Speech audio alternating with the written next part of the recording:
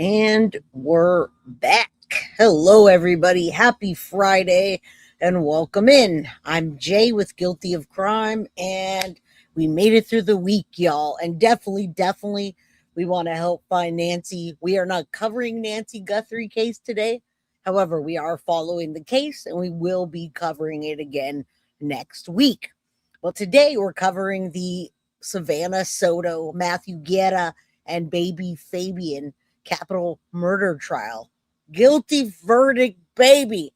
And we're going to go over the interrogation where Christopher Preciado says all the damage in his own words in the very beginning. This guy's toast, guys. So we're going to get into that. I covered that case last week. So if you want to watch what, like, I did a 2.5, 3 hour episode on my channel to tell you what the heck it's all about. Now we're going to leave off from start from where we left off and then listen to the interrogation, which, guys, is crazy. It's one of the craziest interrogations that I've heard. This kid must have been born yesterday and never watched one crime episode ever. It's absolutely ridiculous what his defense was and what he told the police in the interrogation. However, there's a however part. This guy's got to be not only the evil that he did, executing two people and a baby, but the way he executed and the images that the people had to see at trial, pure evil. And dad comes in and helps, and mom comes in and helps. That's why we need to get this out there, and we need justice for Savanah Soto, Matthew Guerra, and baby Fabian.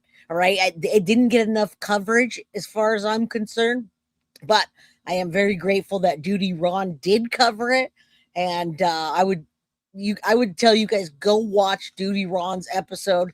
I think he did it 2 days ago. When you're done here, go check it out because they broke it down and they are mad too. You know, Duty Ron with Ed. Now, Crime Time Ed has processed over 2,700 dead bodies and crime scenes. And he talked about this particular crime scene for this case, guys. And I'll tell you right now, he said this is one of the worst he's ever seen. And it was all perpetrated and set up by Christopher Preciado, this guy that pretends to be a nerdy little gamer that didn't do anything to anybody. And then he calls his whale of a father to come in, and his father comes in and picks up the slack and helps him dump the bodies. Mom shouldn't even get much attention because they dropped the charges on her. All right, guys, let me say hello to everybody, and then we will get started. Cool and Chris, thank you so much for the Guilty of Crime membership. If you receive that membership, please thank Cool and Chris. All right, let's get to some of your comments and whatever and say hello. SoCal Gal Outdoors. A sheriff in Tucson arrested for inappropriate with gal in the backseat of car. And I'm not surprised. Meme, how you doing? So they might thought it was the other Savanah. Which other Savanah? Well, I believe that. Duty Ron, yes. I got a lot of people from Duty Ron's channel. I was on his channel a couple of times about the Soto case, Madeline Soto, and then I worked a little bit with her name's Kat, but why am I forgetting her actual channel name? Anyway, yes, I love Duty Ron too. I love how mad he was at the whale of a father. It's so funny to hear Duty Ron just go off on this man. Happy Friday _ Michael. How you doing? Good to see you. One Love Revolutionary. Say hello to your mom. I hope you're doing okay. And so is she. Happy Friday, Norma. Cheapskate. I saw the notification. Woo. What's up, everybody? Mama Pearl's here today. Happy Friday, Mom. Happy Friday, everybody. Lady for Justice. Liv Wade. All right. You guys are all here and accounted for. Cool and Chris says, I won't be able to catch the live, but I wanted to gift a membership so you know I'm supporting you as I deal with the family emergency. Well, prayers for you, Cool and Chris, and your family emergency. Those are never fun. Never fun. Prayers for whatever it is. that's happening, and thank you. What's up, Gen X? How you doing? Good to see you. I see Deb somewhere here in the house. Deb Stearns. How you doing, my friend? I hope you're doing well. And Chris Muffin. I'm listening while driving. That's the best, is to listen while you drive or listen while you're working, because it helps the day go by. You didn't get a notification. My notifications are every day, Monday through Friday, 4 p.m. Pacific Standard Time, 7 p.m. Eastern. Dang YouTube. I was going to do a collaboration tonight with the guys, but I just didn't want to. I have a long week. I didn't want to do a 4-hour session and, a bunch of conspiracies. I wasn't there today, man. Wasn't there today. Foxy's in the house. How you doing? Kel's in the house. What's up, Kel? Good to see you, girl. Where's Holly at? Where's other mods? Mama Pearl's in the house. All right, guys, does everyone know this case that's here? Are you guys were here last week when I presented the case. So let me see.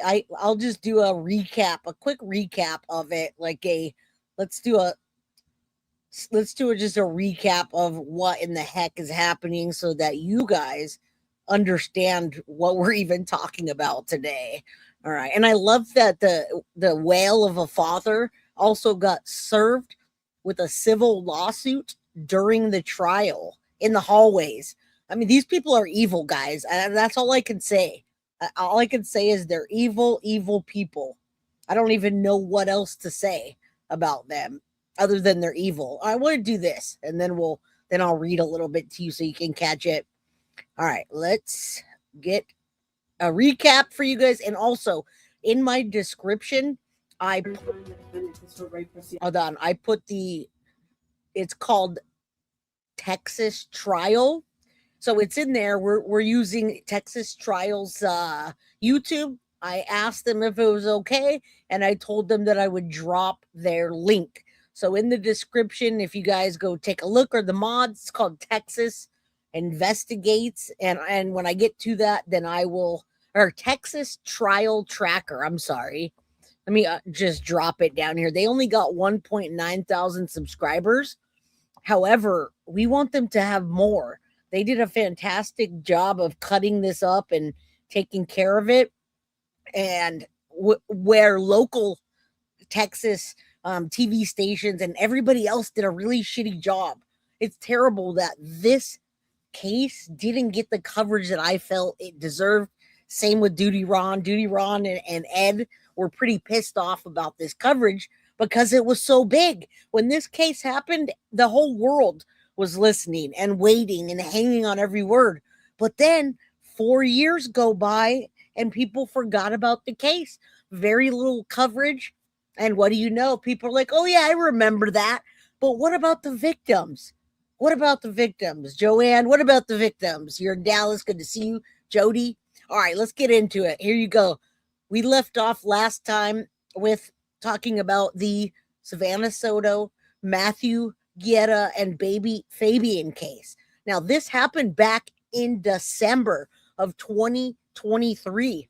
They found their dead bodies the day after Christmas, guys, and it was a family member. I don't know if it was the aunt or the mom of Savanah Soto. Their vehicle was found a mile away from Christopher Preciado's home, and the executed dead bodies were in the vehicle for at least 5 days, just decomposing with the baby. It was supposed to be delivered. All right, now this trial, it only lasted 7 days, guys. And the testimony and the arguments before the jury were only an hour, or before the jury deliberated, it took an hour and 56 minutes. All right. And this was a capital murder case for killing Savanah Soto, 18, Matthew Guerra, 22, and their unborn child, Fabian. All right. Let's continue. This guy's not getting parole, my friends, and he doesn't deserve it. Preciado guilty of the offense of capital murder as charged in count 1. First on four, Christopher Preciado found guilty on all counts of capital murder for the deaths of pregnant teen Savanah Soto, her boyfriend Matthew Guerra, along with their unborn son Fabian. That means Preciado will now spend life in prison. The families of Soto and Guerra talking directly to Preciado after today's verdict. And your next stop is a penitentiary. And I believe with all my heart that'll be your hell here on earth before you go to hell, where you spend all eternity. And guys, you can't blame these people when you see the victim impact statements. The judge, I'm very pleasantly surprised that the judge lets the victims look right at and makes the defendant, Christopher Preciado, look at the victims. This guy is pure evil, guys. I got to tell you, I'm going to say that the whole time. You're going to probably hear that word evil so many times because that's what this guy is. And that big whale of a father is just as evil. They used their own gun. He got the gun from their house. That gun was his father's ex-wife's gun. All right? These people are sick and they're evil. Me and my cousin planned together to raise our children. And she did not get to do that with me because you took her from us. Thanks for joining us tonight. I'm Jonathan Martinez. News 4 was the first to report the guilty verdict this afternoon. The jury taking just about 2 hours to decide Preciado's fate.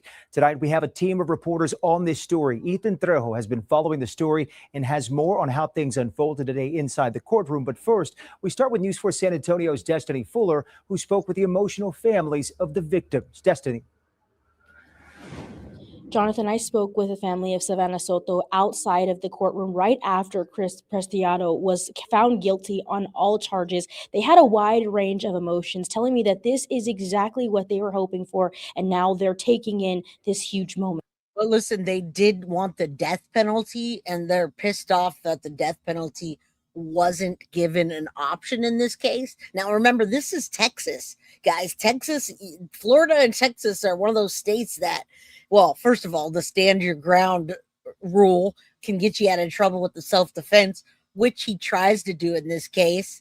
But they did not try him at all they tried 3 cases of capital murder, no death penalty. From tears of heartbreak to a celebration.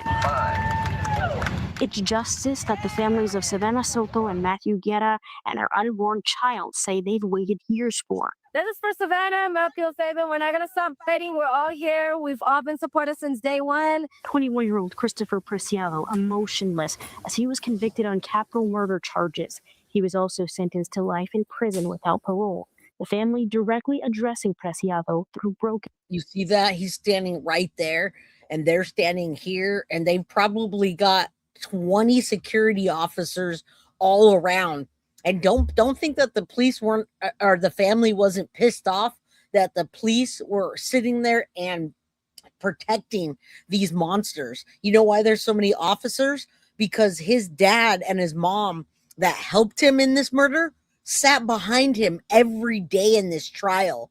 His big fat whale of a dad that's actually lost a bunch of weight, probably due to him not having his medication like he complained about. He's out on bond, and both of those pieces of garbage, human garbage, sat behind their evil son.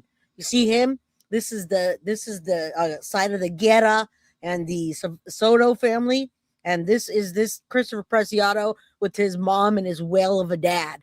They're protecting them. You should see Duty Ron and Ed. They were pissed about it. In sobs. I'm sure you know, like, how great the impact their family was by this. I know. Your mom and your dad. You took something precious from us. You took my granddaughter, my great grandson. Look at how many cops are in there, You guys. will never see him with him. But I'm glad they found him guilty. Their words filling the courtroom. They literally tripled down on the security. I have not seen anything like this unless something was happening in the trial or in the case. Now, we're panning to the family side of the victim, and you can see 4 or 5 officers just alone right here, and then you still got the other side. It's the most wild thing I've seen, because these 2 families that came together, yeah, at least he was found guilty. I agree, but I want to break it down for you. Sorry, just got here. Why did they drop charges on mom? They said they felt like they didn't have enough, but they can still retry her, or they can still open the case and try her. They've never tried her for anything. reminding Preciado of the lives cut short and one that never had a chance to start. You took their unborn son. Yep. He didn't even have a chance to live. Now one day I will talk for my cousin and her boyfriend and their unborn son. They did not deserve what you done to them. The parents of Savanah too emotional to speak, though Matthew's father addressed the court, telling everyone his son was a gift. I didn't think my family to survive this tragedy. Even though I know he's not physically here anymore. I know he's still here with me. Offering Christopher no forgiveness as he heads to prison. The Bible speaks that vengeance is his. And I'm going to show you his reaction after, and then we're going to get into the full interrogation of Christopher Preciado. Watch how he acts in court and everything going on. And yes, smash that like button for prison justice. 110%. You guys, happy Friday. Thank you so much, Melissa, for being here while you're working. Foxy just gifted a membership. Cool and Chris gifted one.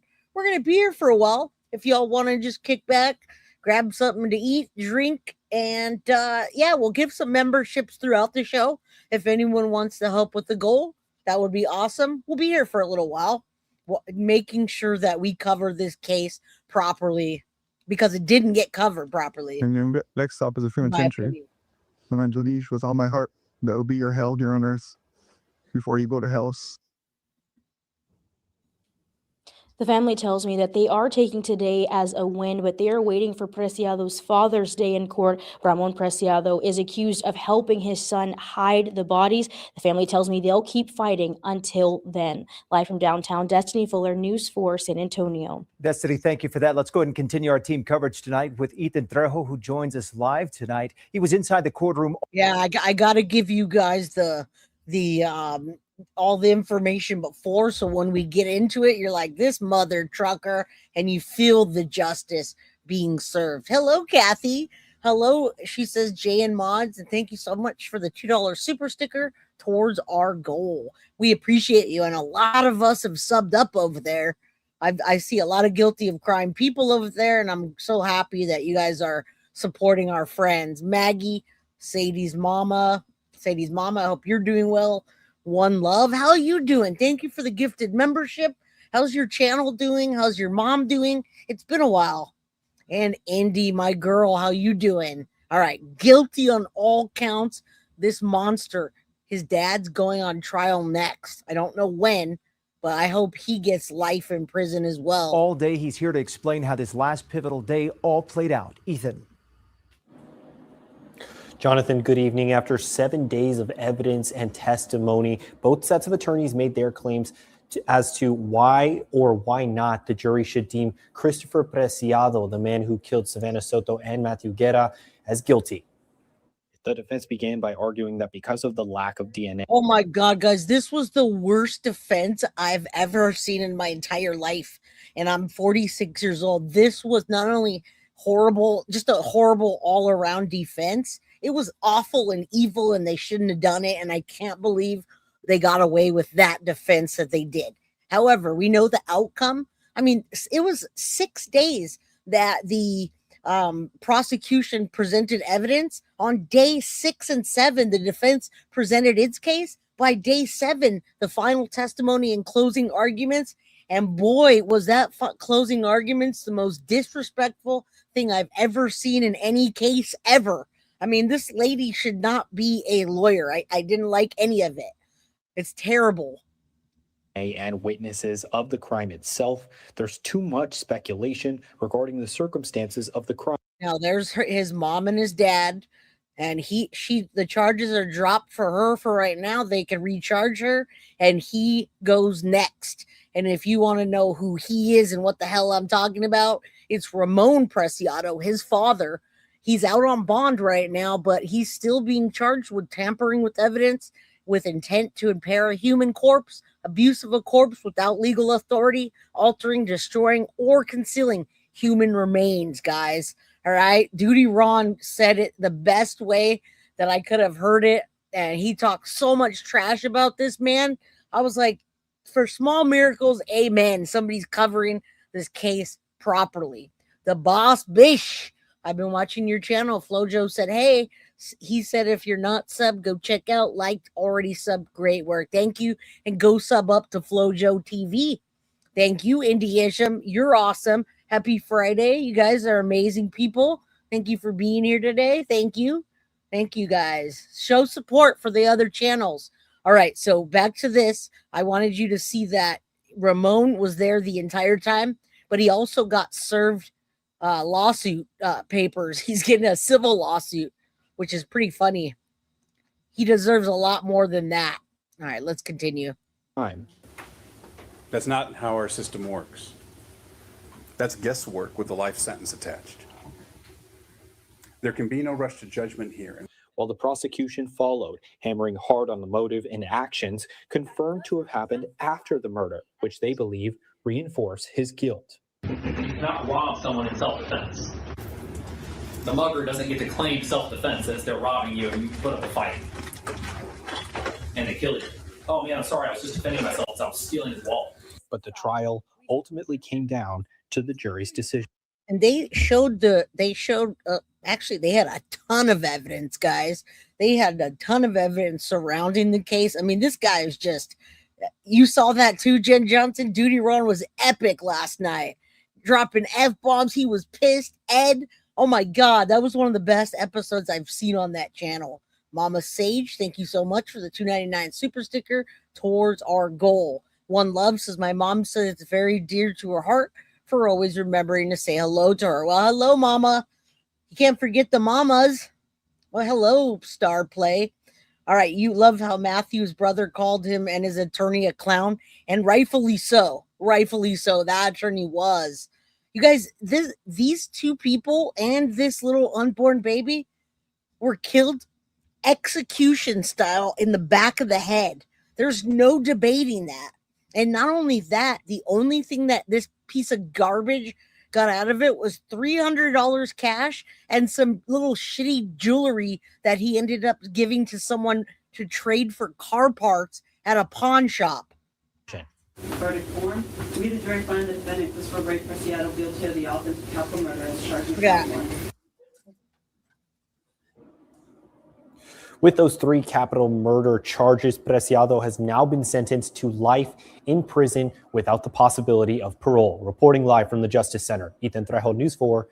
All right, let me just show you a couple more clips, and then we're going to get into the interrogation because I want you guys to, I just want to make sure I got at least a couple episodes on here with you guys, and we give the coverage for this case that it deserves. Christopher Preciado is headed to prison for life after a jury convicted him of capital murder. It was December 2023 when Preciado shot and killed Savanah Soto, Matthew Guerra, and their unborn baby, Fabian. Here's Ken's 5 reporter Zach Briggs with the emotional moments in the courtroom. We, the jury, find the defendant Christopher Ray Preciado guilty of the offense of capital murder as charged in count 3. Authorities say it was a drug deal that turned deadly, and now Christopher Preciado will be spending the rest of his life. I just want you to see this monster's face. You're going to see him in the interrogation, and the interrogation was horrible, by the way. I don't even know why he bothered to cover up this crime. There was no covering up. Every track, every step was traced of this monster, and he has zero remorse. Look at him. His defense was disgusting to the victims. Happy Friday, Saucy Skin CBD. Much love to you. All right, let's continue. But also $600. Oh yeah, I forgot about that. This guy, he asked him. Now listen real quick. If you guys don't know this case, if you don't know the case at all, I want to tell you something. This piece of trash did this right in front of his own home. He called Matthew Guerra. Matthew Guerra took Savanah Soto and they went to drive. He said, come over. I need weed. I've got $600. Come over and sell me some. So they came right to his house. That's where all their communication stopped. The car stopped. This guy got in the back seat and execution style killed both of them right in front of his house. We literally have footage of him walking back and forth, waiting for them to get there. They get there. He does that. He drives off, calls his dad. His dad helps him dump the bodies, clean the car, and off they go. Such a sick family. Absolutely. This guy's evil. I hope that he does rest in hell in prison. In prison. Before being taken away, he faced the families of Savanah Soto and Matthew Guerra. He took my granddaughter, my great-grandson. You will never see him again. But I'm glad that they found him guilty. You took their unborn son. He didn't even have a chance to live. A cousin standing for Savannah's parents. You have no remorse for He any has of no us. remorse. No. And her mother right here. And her father. They cannot talk, but I will. I will talk for my cousin and her boyfriend and their unborn son. In the courtroom as well, Matthew's grandmother, who reminded the Preciado family about a higher power.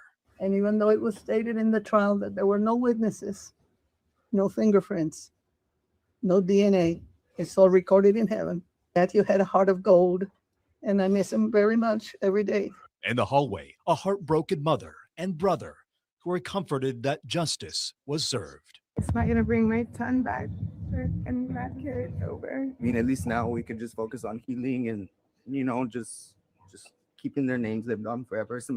Now listen, Savanah Soto lost her brother a year before that. So almost 2 years between that, her mom lost 2 children. And there was a fight in the courtroom previously. That is why they had so much security. I mean, you got 2 Hispanic families, some, gangbanging people, ex-gangbangers, family members, whatever. And it's terrible. It's just terrible. I know every time Soto, evil. I know. And I want you to be, because I want you to remember Savanah Soto, Matthew Guerra, and baby Fabian. Savanah, Matthew, and Fabian. And while Christopher Preciado makes his way to prison, his father Ramon has a trial coming up. Yes. At some point, he was charged with helping dispose of the bodies. I'm Zach Briggs, KENS 5. All right. One more clip, guys, just because I want you to see the whale being served, and then we're going to get into the interrogation. We're going to hang out. It's Friday. Woo! I'm so happy. I love Fridays, guys. All right, this is his father of a whale, is the evil piece of garbage father being served a civil lawsuit. And I hope that his mom has to pay for it, or his stepmom, the rest of her life. And it's going to be with you on KENS 5 News at 5:30, also streaming on KENS 5 Plus. I'm Henry Ramos. A surprising development at the Christopher Preciado capital murder trial during the lunch hour. The Preciado family's company was served with notice of a civil lawsuit right in the hallway. Sue Kalberg was the only journalist present when it happened, and she has the video. Sue? Henry, a process server who had a legal paper for the defendant. I want you guys to realize that there was barely any coverage on this case. And I'm glad that you didn't forget about this, Gen X, because neither did I.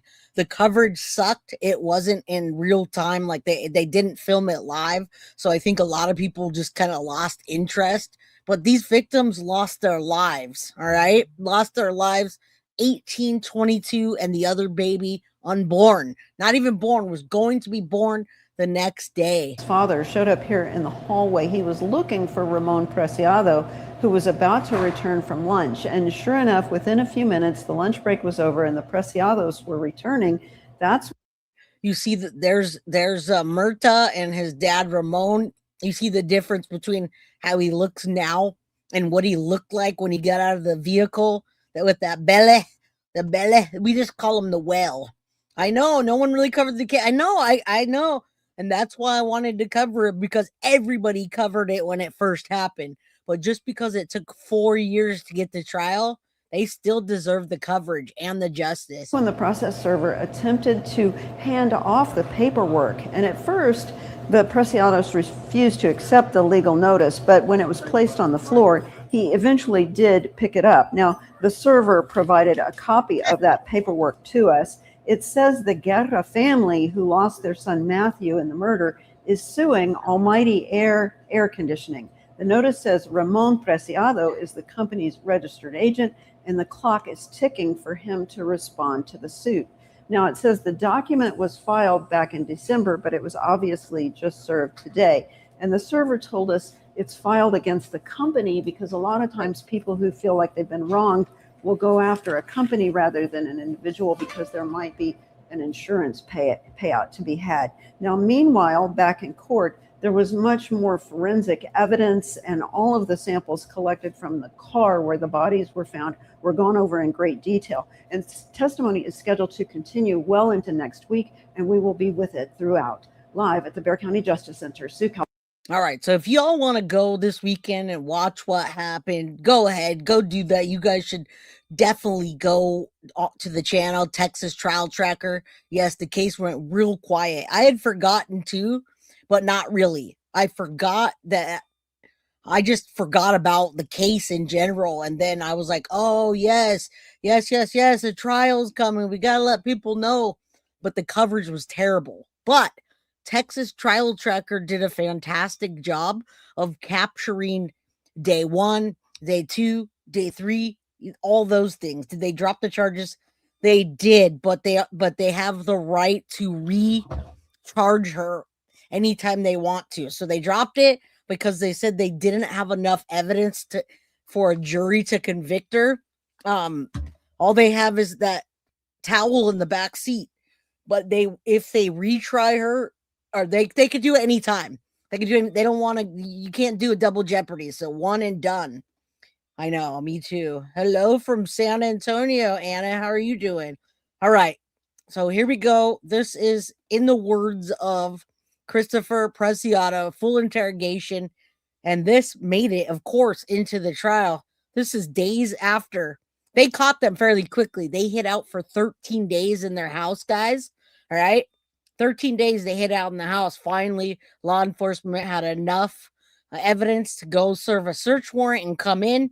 Now, this shady-ass family wasn't going to let them in to one of the rooms. So I don't have the key for it where the gun was. Now, that gun was the weapon that was used to execute Savanah and Matthew until law enforcement said, then we're going to take it off the hinges. All of a sudden, she found that key. What do you know? What's up, KCC? How you doing? Sadie's mama, always a prayer. Clar, you're perfect, Clar. We're just getting started in this monster's own words. And yes, $600 worth of weed is like $150 in Cali, which is also sad. Not only just that, Foxy, he stole their jewelry and traded it for car parts, and they ended up in a pawn shop, and he got $300 cash. What a piece of human garbage. Execution style. Okay, I was the full interrogations. What? You covered the full interrogations? Thank you, Clar. Happy Friday. All right, let's get to it, guys.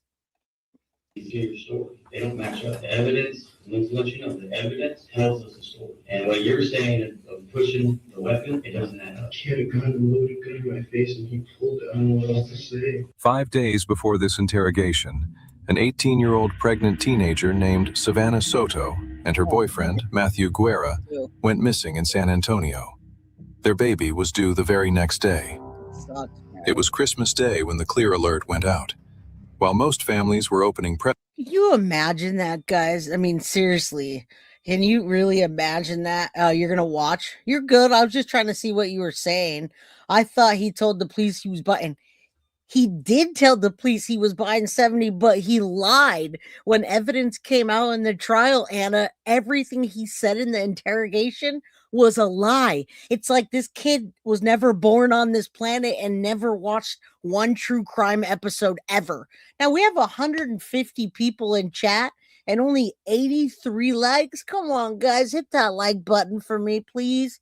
And thank you. All right. Yeah, okay, listen. His interrogation is just full of lies. Okay. Remember, the ultimate verdict was guilty. All 3 counts of capital murder, life without the possibility of parole. All the money situation and everything came out in court. He just lied. Everything he said lied, and it didn't match at all. Savanah's loved ones were tearing the city apart looking for them. Then came the discovery. Their car sitting untouched for days at an apartment complex. Inside, both of them had been shot in the head. Police released the surveillance footage, and the whole city started asking the same question. Whose truck is that? It led them straight here, to this room. Yep. And now this kid sits alone, convinced he can talk his way out of it. And now look at this. There's the well. Now, if you guys were here the other day, we did a 2.5-hour episode on the case. If you want to go back to my playlist and watch that, it's on the very top. I broke down all of it for you. This interrogation is just lie after lie after lie. Okay, his defense is that he went to go buy $70 worth of weed, 6 or 7 grams, and Matthew was in a bad mood and agitated. He tried to shoot at him, and it was his weapon, and he shot his. He said that Matthew shot his own girlfriend while he was pushing it away, and then himself, and it was self-defense. None of this made sense. So yes, this is what he said, but everything in the evidence presented in court contradicted that. Watch him. He's carefully pulling hairs off his sleeves and quietly tucking them into his pocket. And when he moves the chair, And guys, I didn't even realize he was doing that the first time. I want you to see that he's picking hairs off from he never washed his clothes or did any of that. And Clark, he actually took his own life, which is just typical of what somebody like Jarvis Butts would do. I know, no emotion. Didn't even know about the $600. Yeah, because it came out in trial, in the evidence trial, the 6-7 days. Patricia, good to see you. Yeah, that's why I say if you guys want to go back and watch Trial Tracker, there's only like 10 minutes a day worth of coverage for each day, except for opening statements and closing statements. Now, the closing statements were very, very powerful. If you guys want to watch that at the end, let me know. I'll be happy to. If not, then we'll just part our ways and see each other Monday. But for now, let's get started. He's trying to pick evidence off. He's evil, pure evil. surveillance footage, and the whole city started asking the same question. Whose truck is that? It led them straight here, to this room. And now this kid sits alone, convinced he can talk his way out of it. Watch him. He's carefully pulling hairs off his sleeves and quietly tucking them into his pocket. And when he moves the chair, he refuses to touch it with his bare fingers. He's been doing this the entire time he's been sitting here alone. Mm-hmm.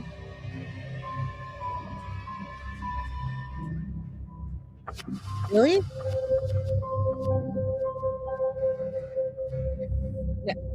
Now, Foxy, just imagine us rewinding to 4 years ago and being on Guilty of Crime channel.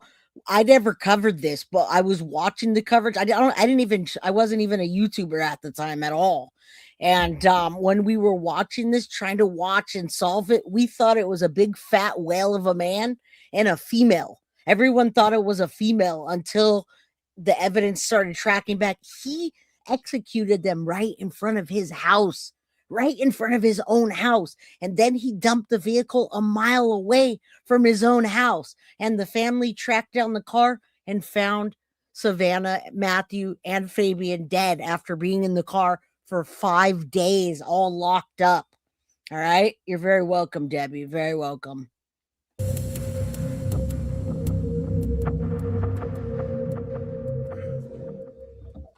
Okay? That's what this part. You're right here in a patrol vehicle, right? Okay, how old are you, Bill? 19. Okay, just because you're riding in a patrol vehicle, I guess I'm going to go ahead and read your rights. Okay. Yeah, it's going to say on it. Yeah, so I'm going to go ahead and read those for you, okay? All right, guys, you let me know if I need to adjust their volume to mine. If you guys can't hear it, I can go up. Anna, welcome to the crime crew, and I appreciate you. Thank you so much. Okay, let's continue. Yeah, if you guys let me know. This is the first case you watch on YouTube. So you've been here for like 4 years, huh? Yeah, we can call him a blob instead of a whale. Whales are beautiful. All right, a blob it is. Before you ask any questions, it's my duty as a police officer to advise you your rights and warn you of the consequences of the way of insurance. You have a right to remain silent. You do not have to make any statement or render anything. What Christopher doesn't know is that the detective already has surveillance from his own house. He has Christopher's Instagram pulled by search warrant, and his father is in another room down the hall, already talking. The court will appoint a lawyer for free of charge now your time. If you decide to talk with anyone you can, and you can stop talking to them at any time you want.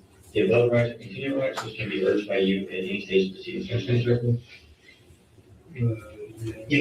Now, listen, guys, just quickly, these people are dumb as a rock. I'm in the best way possible because they didn't lawyer up, and the stories that they told matched nothing. There was no reason that they even did this. I mean, the case was senseless. The crime was senseless. However, the parents should have called 911 and had law enforcement meet them at the same time when they went to pick him up. But what they did do is this, and they're just talking with no lawyer. What's your name, man? Christopher. Christopher? Homicide.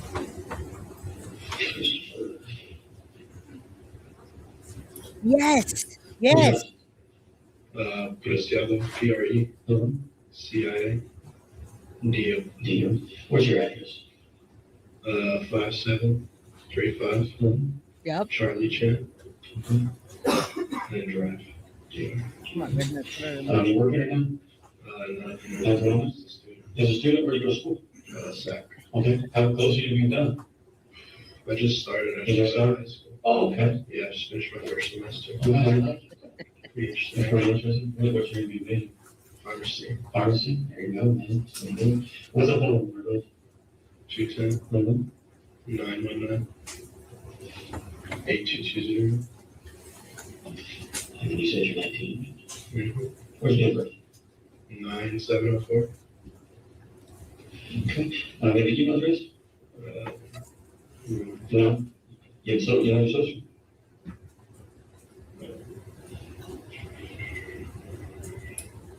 I mean, I gotta tell you, I think he thinks he's gonna talk to him and go home. He's completely, he obviously has zero remorse. This is just an evil family, but look at how calm he is. And the whole entire time, this officer has all of the evidence he needs. This officer goes on the stand to actually show the ballistics and how the ballistics work and guns and how the impact of it. And he had it execution style. That's how close. And you'll see in here, they show the picture to him of the gunshot wound on Matthew's head. You can see the stippling on the head. That's how you know it was that close, because the farther you are shooting someone from the gun, the less stipple you'll have around it. The closer, the more, and it burns. It has burn marks and stipple marks. I don't want to get everyone on this one. Yes. Kind of get mixed up some numbers. Okay. Are you married right now? No. Other than your any relative that if I can't get a hold of you, I can contact and say, hey, this is Christian. I guess my dad. Your dad? Yeah. And what's your dad's name? Yep. You guys are diehard about this case. I'm glad you guys are here, because I thought I was the only one that remembered the neighbor across the street filming them coming and going and talking to law enforcement. Bias, I just thought the same. Wasn't he ill? I followed this case from the beginning. So sad. Clark, this is the Savanah Soto and Matthew Guerra baby Fabian case. You got to tell me you remember this. Justice for Savanah Soto, Matthew Guerra, and baby Fabian. Back in 2023, right before Christmas, this guy Matthew and Savanah, they left their candles on in the house and everything open to go run and sell this guy some weed.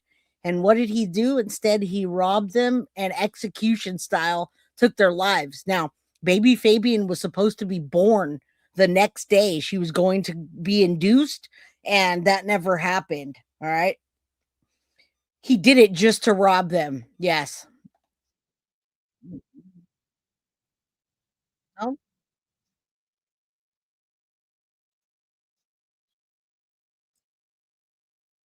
Colleen. Hold on. Let me stop this for a second. I was trying to get you guys situated back here, and since we just started, I figure I'd give MM a quick recap. All right, let's go. Sorry. Yeah. He's at the same address as you? Mm-hmm. You know his phone number? 210 289 2830. Okay. So I'm gonna take a good one, okay? I've already spoken to your father, right? So I kind of got a little bit of kind of what he was talking about. So I got the words down here because I know it gets a little bit muffled, but also KCC and everybody else. If you go back to my playlist this week, just go back and look. I did the entire episode. I covered all of those things about the brothers getting kicked out. They were just mad in court, and you're not allowed to talk or make noise or grunt or look at someone wrong. So they got kicked out. Lacey, good to see you. But like I said, if you go back to a couple days ago, I've got a full stream on this case from start to finish. I don't want to talk to you. You told me that I need to talk to you. Okay. So I'm investigating a case where a couple people were killed. Okay. And then obviously talking to your dad, he's broken it down that he helps. That he helps? Pick you up at the location. Can you walk me through that neighborhood? Yep. Maybe I'll walk you through. Just what were you doing that day? You're welcome, Rob. Well, I guess, I don't know, you woke up late. I just got it off of, I don't know actually, what day was it? I don't think I got out of school. I think I'd already been out of school. Thank you. December 21st. Thank you. Yeah, I was getting out of bed late because I had already been out of school for like a week. Okay. Yes. I don't know. Just kind of a normal day, a little bit. Just wake up, brush my teeth, take a shower. Okay. Basic stuff. I texted, what's his name? I don't know his actual name. What's the name of your Guapo. Guapo? Okay, Guapo. Now listen, we're gonna hear all of the things that literally everything's a lie. He didn't even know his real name. All right. Didn't even know his real name. That's what they're talking about. Guapo, Flaco. He didn't know math. He didn't know the victims' names at all. Michelle Allender, thank you so much for the Guilty of Crime membership. If you received the membership, please thank her. Gloria, welcome. Pam, welcome. Lady for Justice, welcome. Everybody, welcome. School what, Murphy McTeague? What about school? And I got you guys. It's Chill Friday. We're doing an interrogation. Thank you guys for being here. And yeah, feel free to ask questions. Talk amongst yourself in chat. That's what he goes by. Guapo or Flaco? Yeah, Guapo or Flaco or something. He doesn't even know the victim's real name. Matthew Guerra, 22 years old. The girl next to him was Savanah Soto, 18, 9 months pregnant, due the next morning. They apprehended them right at home, Murphy. They were hiding out. After the bodies were dumped, they hid out for 13 days in their home while law enforcement was collecting evidence. He was not in school at all. It was right in front of his own house, and then he got arrested at his house along with his blob of a father and his mother, Murda, right in front of his house. He did the crime right there too, right in front. So you texted him on your phone number or like Instagram, Telegram? Oh, it was Instagram. Instagram? What's your Instagram name? It was like I don't know how to put it. Like, can I write it down? Yeah. Because it was kind of like those meme accounts? It was one of those. Oh, okay. So I posted like cringy stuff on there. Oh, okay. I know. Just trying to make a joke out of it.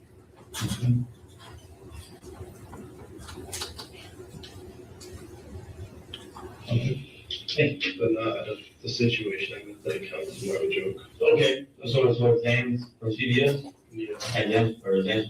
His main account was Zans from CVS, but there's a second one he never mentions. I don't think OD so. with me, por favor.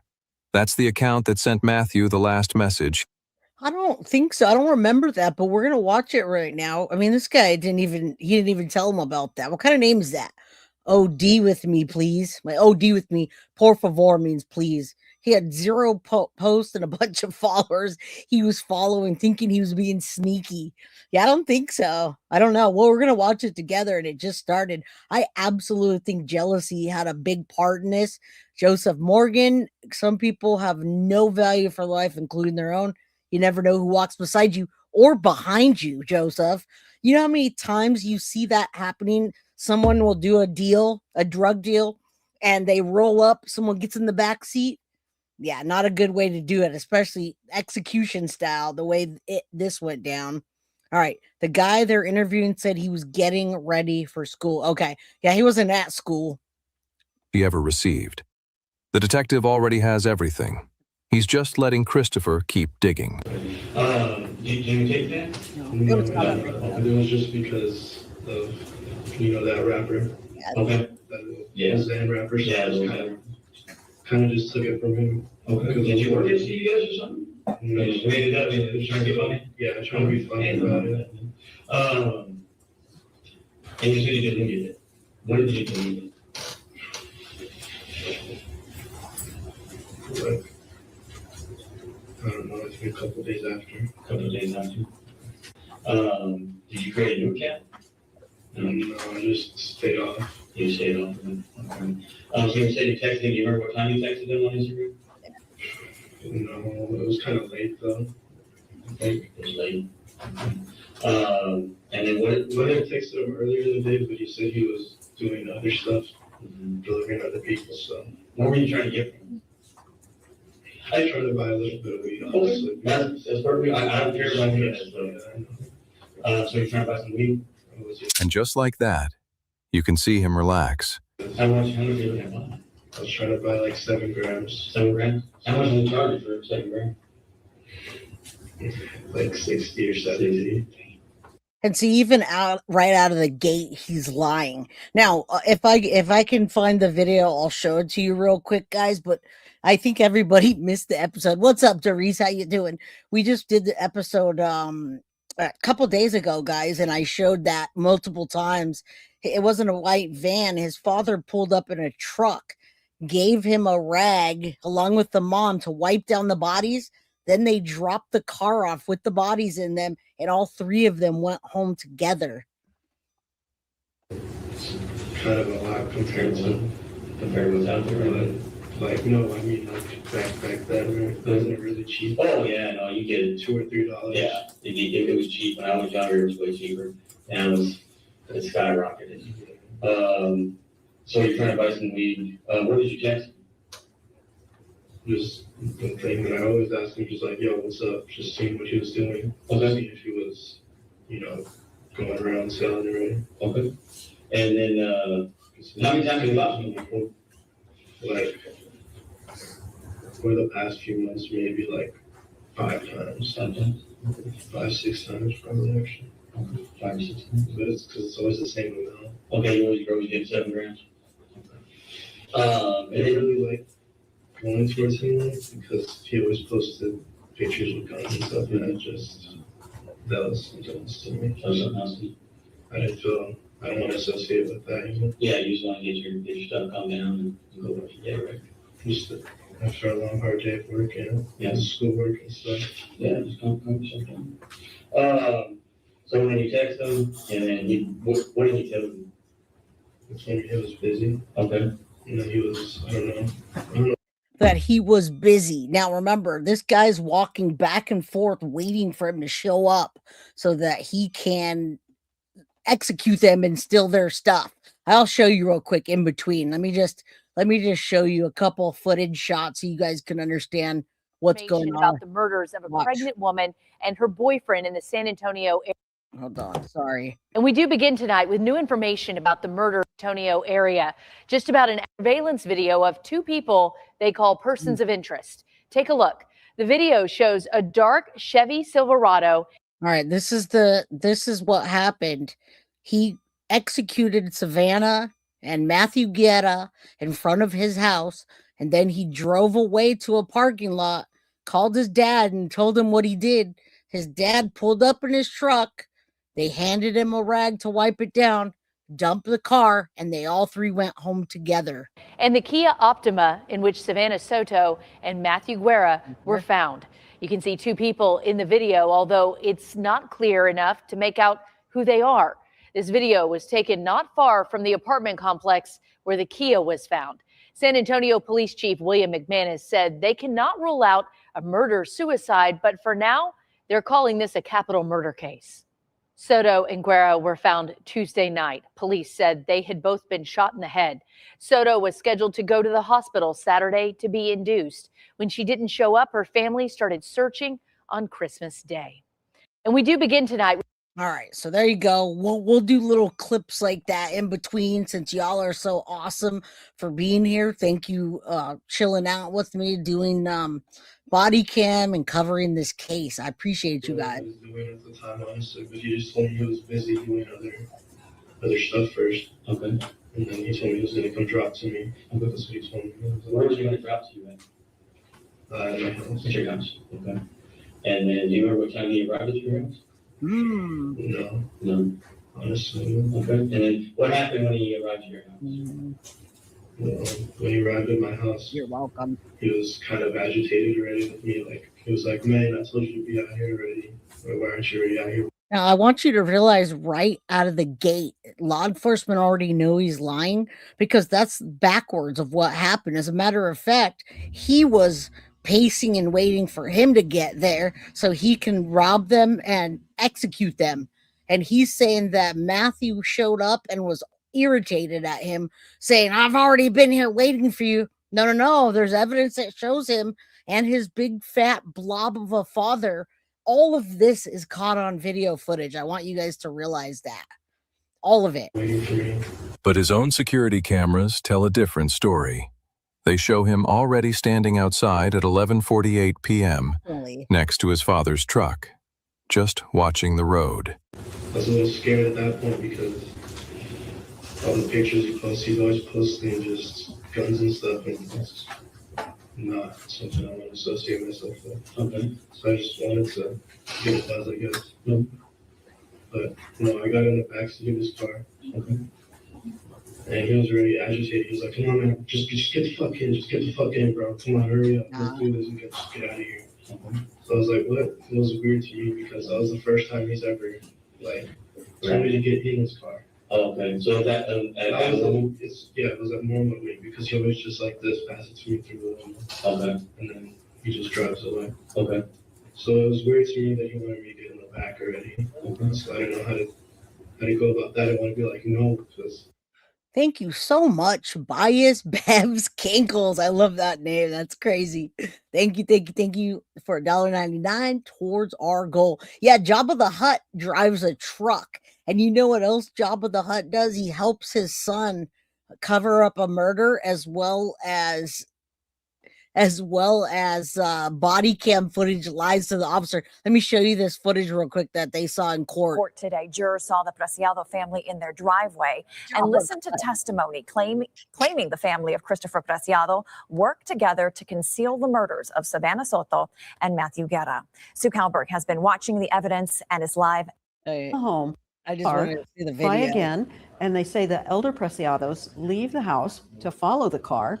And then they say Christopher's dad, Ramon, can be seen concealing a big bag of evidence. They got everything on footage. Individual in the hood through other surveillance observed later. That individual's Murtha. You'll see male in the back, open the back door and place a large black, what appears to be black trash bag in the back seat. All right, let's get back to the interrogation. All right, let's get back to the body cam footage. I just want to show you clips in between so you can see how dumb this guy is and how much he exposes himself right here. I don't know what it was going to escalate to. Yeah. You're okay. You're okay. Happy Yeah, Friday. man. It's just a shitty situation. So, I don't know. So then what happened after you got in the car? Well, after I got in the car, he was already agitated with me from the outside because he literally got out of the car. I was like, hey, bro, what the fuck? I told you to wait. Like, wait right here because he parks on the side sometimes. Okay. And so he was like, hey, man, what the fuck? I thought I told you to be out here. I don't want my parents to know that I smoke, so, you know. He doesn't want his parents to know that he smokes weed. By the way, the motive was money and jealousy, in my opinion. Good to see you, Holly. Happy Friday. Just kind of trying to hide it from them. Yeah. Just, I don't know. But, you know, after I got in the car, he's already agitated. Like, before he even, like, pulls out, normally he just hands me the thing and I hand him the money and he goes his way. But he was already agitated when I got in the car and whenever he was yelling at me and shit. Okay. Sorry. No, you got as much as you want, man. Sorry. It's just a scary situation. Yeah, I mean, it was be yourself, brother. Yeah, just be yourself, like I said. So he's cussing at you.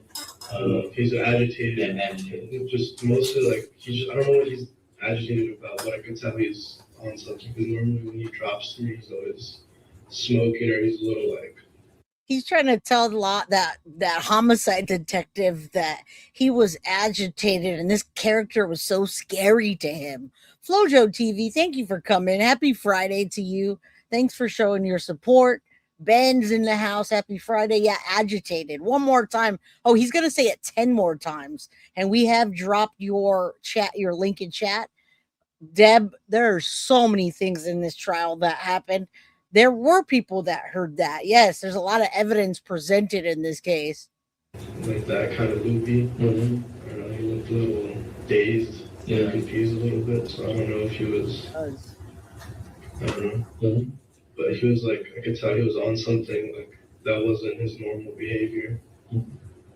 But like, I don't know. I don't really know him, so I can't tell you what his normal behavior is. Okay. But no, after I got in the car, normally he'll be like, here's the weed, or he'll be like, here, let me get the money from you. Mm-hmm. But it was weird because he wanted me to get in the car, and sorry, it's just hard to get to this part. Okay. Take your time if you need to. So he's already getting agitated. How many more times has he said agitated, guys? He thinks he's Jefe, but he's not. What's up, Shadow? Good to see you. It's hard to get to this part, guys. I mean, his girl's not helping it. He's like, she's trying to talk to him, like she's trying to talk to me. Mm-hmm. I don't know what she was talking to him about something, but he just kept getting agitated with her. Mm-hmm. And he was just like, man, can you shut the fuck up? He was trying to tell her to shut up. Because me and her were talking, I was like, no, I'll just be quiet. Y'all can talk. Go ahead. I didn't want to. The situation already seemed a little nerve-wracking. Mm-hmm. So after he was like getting agitated with her, he has like something right here where he has his gun. Yeah. And what he did was he was like already agitated with her, and he was just sitting there, and then all of a sudden he's like, man, bro, you know what? He was like, yo, bro, just get the fuck out, bro. Just get the fuck out. I was like, what are you talking about? You know, I was kind of confused. He was like, bro, just get the fuck out. And I'm like, why do you want me to get out? And I was like, whatever. I'm just like, I'm gonna take the loss. I don't wanna. Yeah. So you already gave him the money? Yeah, I already given him the money. Okay. I didn't want to deal with it. I didn't, because I gave him 100. But I wanted my change. He started upping the price on me and stuff. Okay. And he didn't want to do that. So I don't know. He was getting upset with me, and I was like, okay, I'm gonna take the loss. I didn't say that out loud, but I was like, okay, I'm gonna just leave it at this. Mm-hmm. Just go my own way. Just go. I mean, this is the dumbest person on the planet. He's literally worried about and talking about, oh, he didn't give me my change. And I mean, it's just so nonchalant. Thank you so much, KCC or KC Chiefs for life for the $9.99 super sticker. I do appreciate that. And good night, Kathy. We'll see you next week. Go check out my playlist this weekend. So I was about to get out, but I guess I went like this, like to grab my phone because I wanted to flash because it's dark in the middle of the night. I'd never been in that car before, so I didn't want to step on anything. So I was just opening the door. I was about to open the door. I like go like this for my phone. I try to turn the flash on, and then as soon as he does that, he reacts. He goes like this, and he pulls the little gun on me. Okay. And I didn't know what to do at that point. Okay. I was like, I'm just going for my phone, bro. I'm just going for my phone. Like I didn't know how to. I don't know how else to react in that situation. And then he was like, bro, just like he was like, sit back fucking down, bro. What are you reaching for? Like he was like gonna pat me down. And then I mean, does this kid really think that this homicide detective is going to buy any of this? It's the most wild thing ever. Yeah, flyers can only hear themselves. Good, perfect timing on that, Gen X. None of this makes sense at all. And trust me, this homicide detective has the pictures, has done the analysis, knows about the forensics, knows about the ballistics. I mean, he's got it all. This kid is the dumbest. I kind of had it in my face, and I was looking in there. There was already one in there. So I was scared. I didn't know how to. Yeah. So, like I could tell, instead of having it on the side, like in most movies, he had it on the trigger. Okay. So I was just, sorry, it's just okay.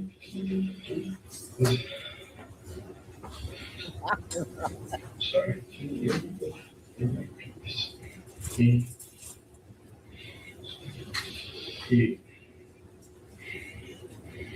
He was about to pull it, I could tell, because he had it like that, like he was already like about to like pull it. And as soon as he was like, because he was just cussing at me, just continuously like, bro, what the fuck are you like reaching for? Like, he just kept asking me that, and I didn't know how to.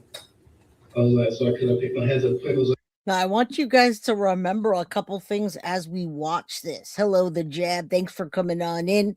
Hit that like button. I want you to realize that while he's saying this, law enforcement knows that they were shot in the back of the head, execution style, and from the angles that they were shot. So, yeah, liar, liar, pants on fire. But everything that he's saying, they already know what the end game is. They know that he's lying about the $70. They know that he's lying about him being all the stuff, right? Yeah, demons like that, ramble bullshit. Listen. Bro, like, stop. I stopped. I had him like this. I was like, bro, stop. That's just not stop, possible. Bro. I just want to go, bro. I don't want to deal with this.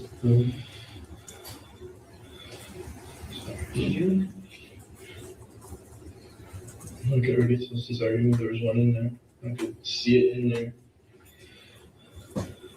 He had this little top light on.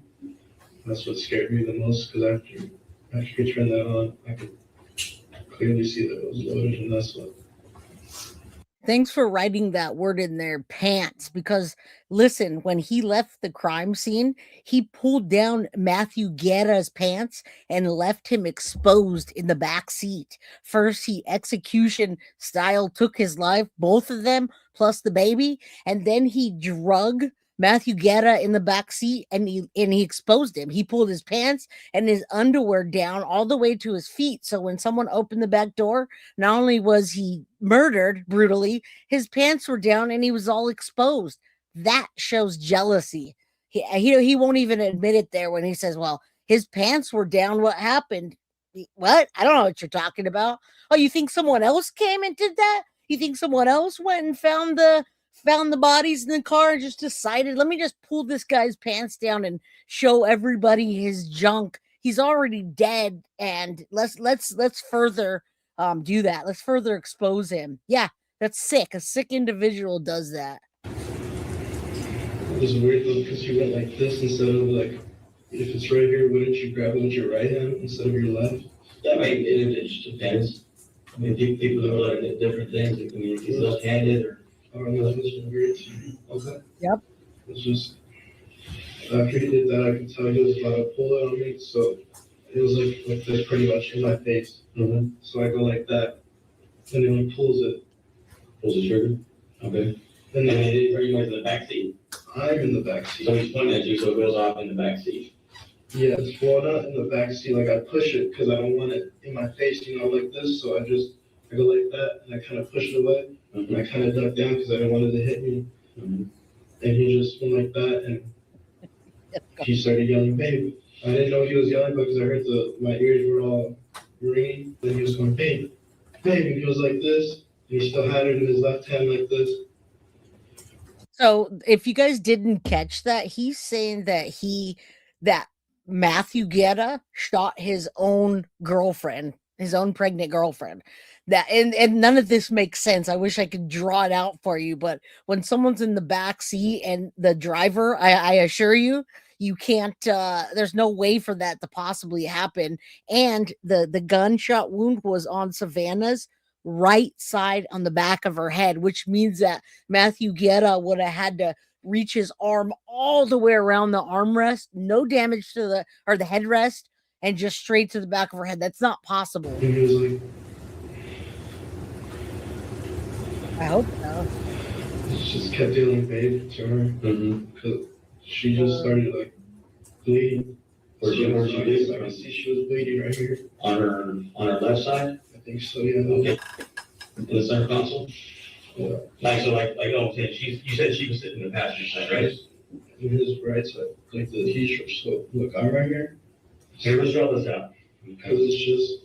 Let's draw this out. Let's make it easier. Okay, so this is a car, right? So you got the front seat up here, and it's kind of split like that, and then you got the back seat. Okay. So where's she at? He's in the driver's seat. Okay. And then where's she at? She's right here. She's right here. Okay. But she's just. And then where are you? Are you in the center? Well, yeah, I had to sit right here because there was like a baby seat right here in the center. There was a baby seat taking up this whole side, so he didn't want me to get it on this side. He wanted me to get it on this side. Because I'm sitting in the center. All right, so his point is this. Now, I want to remind you they had a car seat in the back seat because she was going to be induced the following day, and you've got to have a car seat to leave the hospital. Now, when he left the crime scene, he pulled down Matthew Guerra's pants after dragging him from the front seat to the back and getting in the driver's seat, and he took the baby's car seat and he put the car seat on top of her belly after he executed her. That's how her family found her, and them, all of them. In the center, but like kind of in the, I guess in the center because it's the left seat and the right seat's like in the middle of that. Yes, yes. And then so he has a gun right here, right? Pretty much like right in the center, right? And then you push it. I push it, yeah. Right, and then so all of a sudden he had already had his finger on the trigger though when I was facing him. When I was facing you? Yes, yeah. He had it on his. And then so you pushed it on the trigger. I pushed it and he. Like, I guess he thought I was going to grab something, but I don't have anything to grab. And then, so you're saying he shot her? Okay, so she's not responding. I hope where's she bleeding from? It looked like she just started bleeding like right here. On the left side of her neck? Well, yeah. So obviously she's here, right? She has a light on her side. Okay. Only on her side. So it looks like she's bleeding on the left side of her neck. It looks like she's bleeding on the left side of her neck, and he's he's just yelling, babe, babe. Babe, get up. Okay. But I don't know if he could actually see what was actually really happening in the situation. Because he was still kind of not nodding off, but listen, a dumb box of rocks doesn't know better. His dad is in the other room also talking with no lawyer. They might as well have just called 911 that night and spared everybody their time. He was sentenced today. Or was it? I'm sorry. He was sentenced yesterday. He got 3 counts of homicide, capital murder for each person, including the baby, and his life without the possibility of parole. All right. As you guys watch this, I'll throw a couple clips in there just so you can see what was happening while he's explaining it. Just so here's the last moments that you see Matthew Guerra, the guy that he shot, the victim, leaving his apartment, going to meet him to give him his $600 in weed. Today, the jury saw some of the final moments of Matthew Guerra. This surveillance video shows him walking around his Leon Valley apartment complex on the night of December 21st, 2023. This is about an hour and a half before he left in the silver Kia that his body was found in 5 days later. Police say Matthew had a contact gunshot to the head, meaning that the gun was placed directly to his head when And there's the jewelry that he stole from him. And contact wound to the head is execution style. That is not self-defense. All right. Look at those pictures. They showed some of them in court, like the seat. You see that? There's like glass and blood all over the seat. He took these from him and he traded these for car parts. And they went to a pawn shop after committing a triple capital murder homicide. He thought that was a good idea? Fired. Police say Matthew was found dead wearing the same clothing and jewelry seen in the surveillance video, though 2 of his rings were missing. All right, so I'll show you bits and pieces there when I can, just so you guys can get an idea of what this guy is trying to say. And there he is now, Clementine and everybody else. His hair is gone. He had his hair long when he got there. Now he went to trial. I think he should grow it back out so he can be someone's permanent bitch. What do you guys think? I think so. Yeah, good idea. All right, yeah. There it is. He's going to be a bitch. Wait, he is one. In that same category? I don't know how to explain. Yeah, okay. So after he did that, he was like kind of panicking. He goes like that to push her, like that to see if she's like conscious, I guess. And then he's like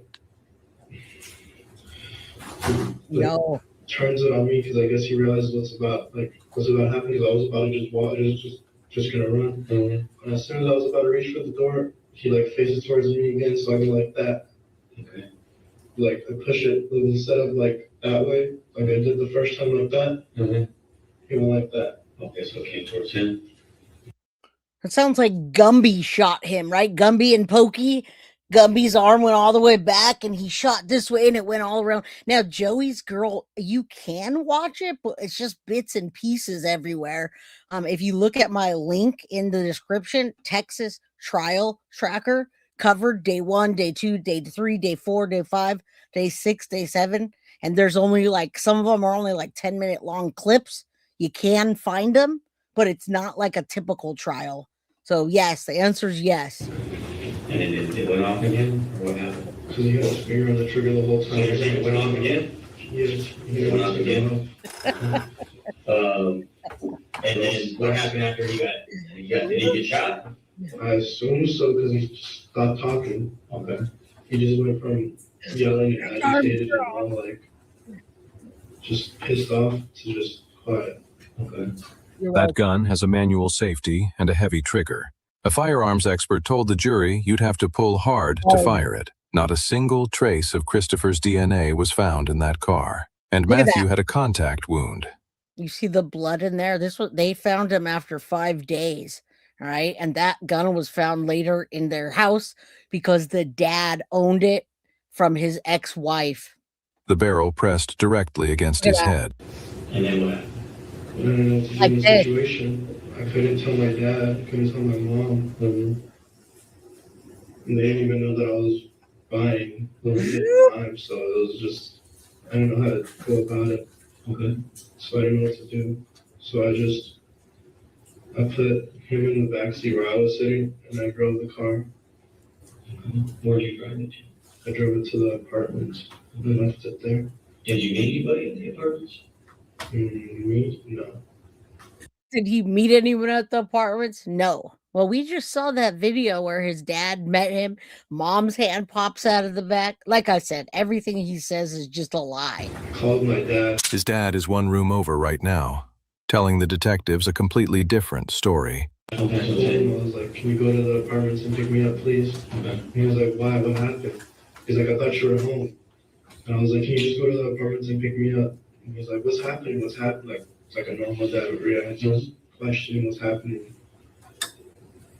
I didn't want to tell him anything. I didn't know how to react to it. I had just put the guy in the back seat and closed it.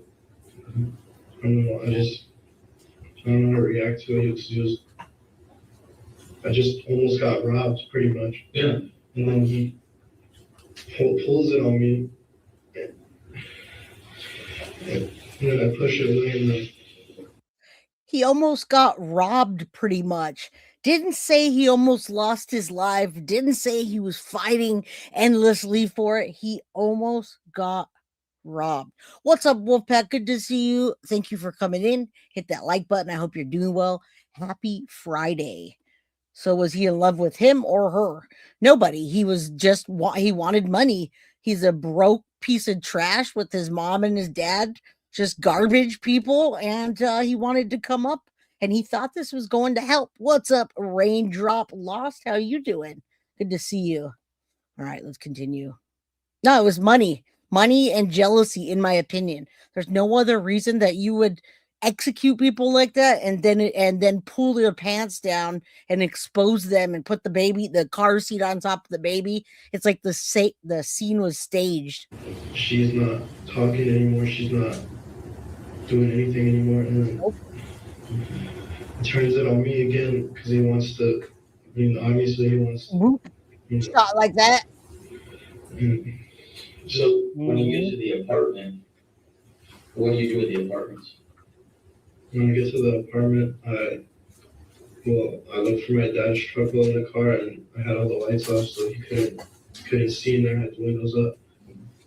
So now he changed his story and said his dad did pick him up, but his dad didn't see anything because he had all the windows up. Right? He didn't see a thing. Remember that. After that, I saw his truck, and I put my window down. I kind of flashed at him. I was like, "Are you okay?" He was by himself, so I was like, "Okay, I should be okay." Then I drove it to the parking spot, and I left it there, and I tried to clean. I don't know. You tried to clean it? I mean, yeah. How did you try to clean it? I had a hoodie on at the time, and I was just like that on top of the steering wheel. Okay, so I mean, he lies for no reason about that. They saw the rag coming out of the back of the truck. Come on, man. The role will be reversed with his pants down. Prison puppet show. And I'm sure it will. Listen, many of the relatives of the Sotos and the Guerra family have been and do have records and will be in and out of jail and maybe even prison. And they're not going to forget this guy. I assure you. We will hear something sooner or later about his demise or getting beat up, something. Hold on a second.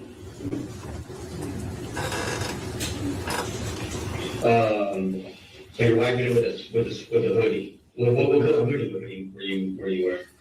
It was black. The black one? Is that still at your house? I don't know. I think so. You think it's where would it be in your house? I don't know. In your room? I mean, maybe. I don't know. Honestly. No, I didn't throw it in the washer after because I didn't know what to do. So you basically start cleaning. How long? Where were you cleaning? I was told you I was clearing the steering wheel. Oh, the steering wheel. I had just put my finger around it and I didn't know. No, but the thing I'm talking about, the cleaning, I was going with my hoodie. Okay, so over the steering wheel. Okay. Did you wipe any other part of the vehicle? No. No. Okay. Do you remember what he was wearing? What he was wearing? Yeah. Kind of looked like a tracksuit. What color was it? It was darker colored. Oh my God. Anybody that's covered this case or watched it, they remember that perp walk. Thanks for reminding us, Wolfpack. That freaking perp walk was phenomenal. We stood there waiting because the whole world thought it was a female and a blob. Okay. And so we were like, who are the perps? Who are the perps? Who are they? And they came walking out and we were like, oh, you remember that? Okay. Anyway, I hope one of you guys received the Guilty of Crime membership that wanted one. Oh, Joey girl, USA received a membership. Awesome. Hashtag 420. I turned on her light. What about her? What was she wearing? I don't know. Yeah. I just saw she was pregnant because she had her shirt like kind of. I guess it was hot for her, so that's why she had her shirt like this. I'm done. Yeah, man. So let's go back kind of to the, how much, like, obviously you said he shot, and where was he when he was shot? You said he was in the front seat? Yes, because I turned it back on him. I turned it back on. Okay. And then when you moved him, explain to me how you moved him. Just put him in the back seat. Did you pick him up? Did you pick him up? If you could just explain how you did that. So did you just pick him up underneath his arms? Did you drag him on the ground? I was already in the back seat still, so I just kind of pulled him in. Oh, so you did it from the front of the vehicle, from the inside the car? You never took him outside the car? No. He's a liar. I never took him out. I didn't see it. That's a lie, too, by the way. He absolutely drug him out. All right. The evidence is all there. And then he pulled his pants down just for the effect of it. The family found them that way. All right. All right. Does not like baby killers. You should put Chile. Lil Ronnie. What's up, Lil Ronnie? He had Jesus loves you, boy. Jesus does not like baby killers, for one. And you should put Chile loves me, because all of you're gonna have for the rest of your piece of shit life. Agreed. He should also just put a target on his back, and they should just give him a big bottle of Vaseline, jar of Vaseline, and go to town, because that's what he deserves. Thank you for coming in here. I know this is people are pissed at this. This whole case is maddening. I'm not taking him out because then everyone's going to see that. Everyone's going to see that. Did you take him out of the car? I didn't even mean for this to happen. It just keep pointing it at me. I didn't know how else to react. It's fun for you. So, did you ever take him out of the car at all? No. Yep. So you just pulled him from the front seat to the back seat? Yeah, but I was like, I had the door open, the back door open, and I pulled him back, and I just kind of left him on the seat like if he was sitting there. Okay. And I then, didn't know what to do. And then whenever you left, did you look at him before you left? How was he sitting? He was kind of like a little bit against the seat, like the back he was like this is the back, like this, right? But he was like this, like he was asleep. Like forward? Yeah, kind of like against the seat, like he was like just asleep there. Okay. And she was just laying like that. Just over this way? Facing out the window, like she was facing towards like. How did the This guy needs to be studied. He's some kind of psychopath, narcissistic. I don't know. I don't know how you can describe this scene to anybody with that little bit of oomph. He's just like, yeah. I mean, these people were executed. Blood everywhere, glass everywhere, just stuff everywhere. And this guy just acts like, oh, yeah. Yeah, he tried to rob me. So, he shot his girlfriend. And yeah, then he tried to get me. And yeah, then I got him and I pulled him in the back through pants down. No, I don't know anything about that. This guy. The car seat gets to the front of the car. What do you mean? The car seat was in the front seat on top of her. How did it get there? It shouldn't have been because it was. No one. Was that here? It was when I got in the car, it was right there. That's what was blocking me from getting on that side. I thought it was a little sketchy myself because I was about to go open that door and he was already like, hey man, go the fuck around. And I was like, okay. I didn't want to escalate the situation because I didn't know what he was. Let me get some things real quick. No, I'm gonna come back in here. Let me just grab some things. I want to see if you can explain some of these things. Okay? Just give me a second.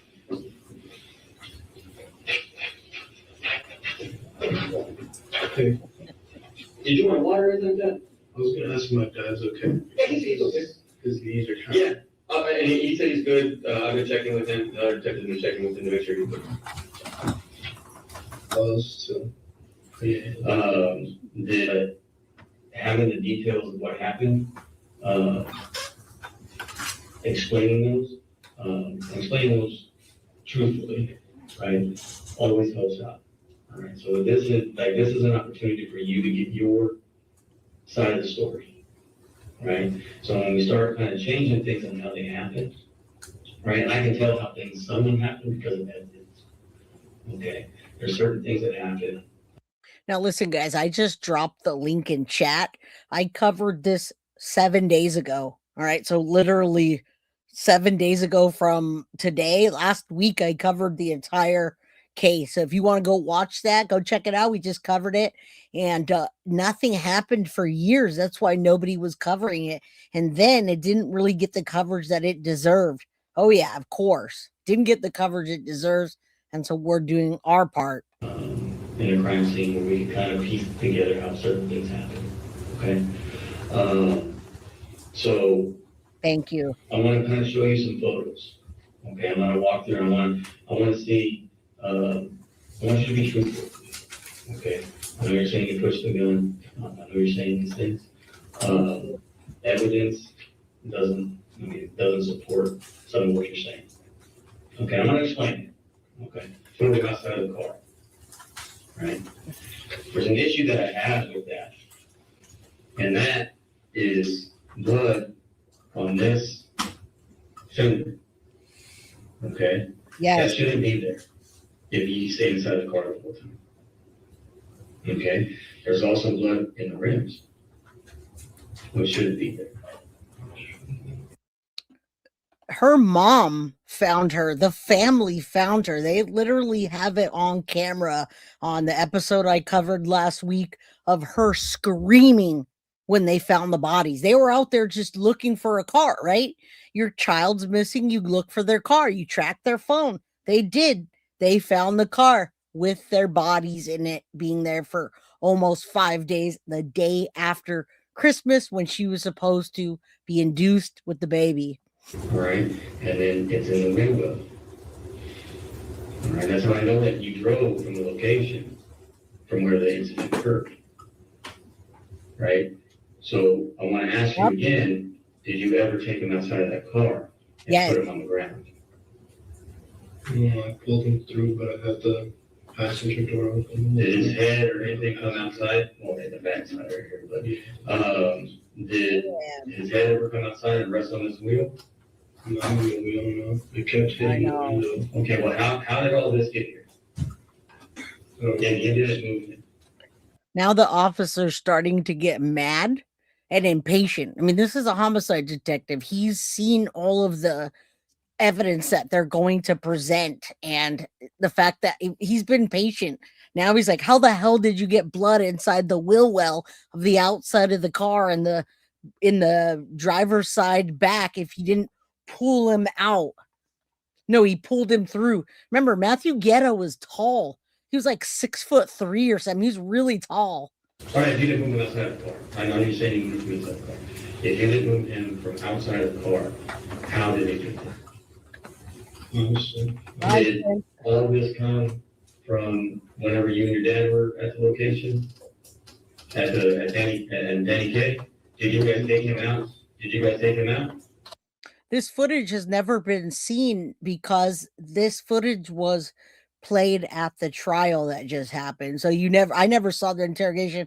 Nobody saw the interrogation until the trial last week. The trial lasted 7 days. I covered this 7 days ago, right after the trial started. So that way you guys can understand what's happening with the case. Okay. So what at Danny K? At the apartments? No, I told you no. Okay. So my question to you didn't is honestly know about the situation. He didn't even know why he was there because I was supposed to be home. Okay. So what I'm saying is this right here tells a completely different story than what you're telling me.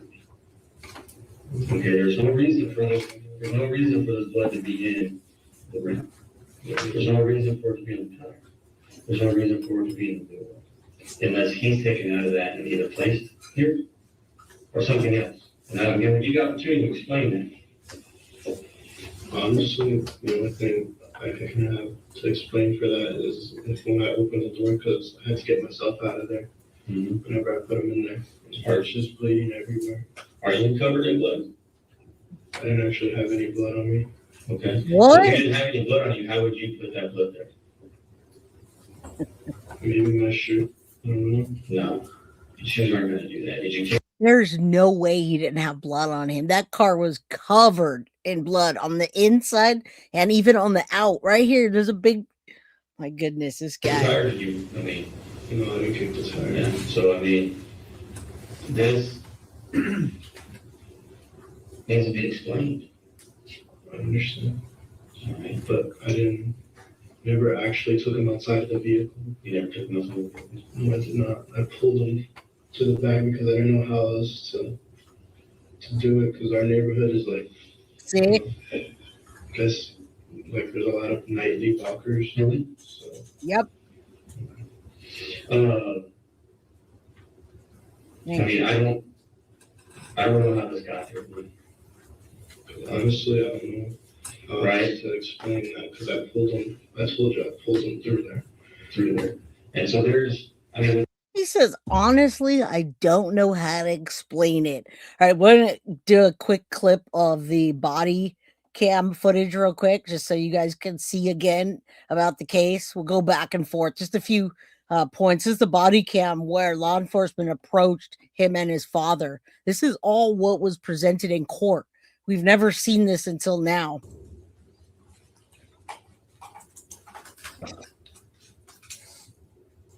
I know.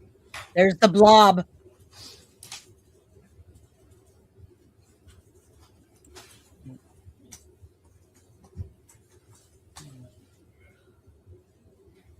And detective, at this point, what are you doing with the homeowner and the?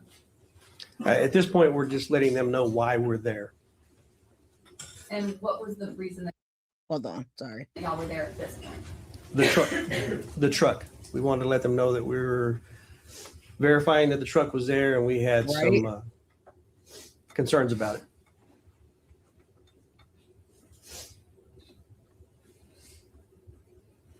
Okay,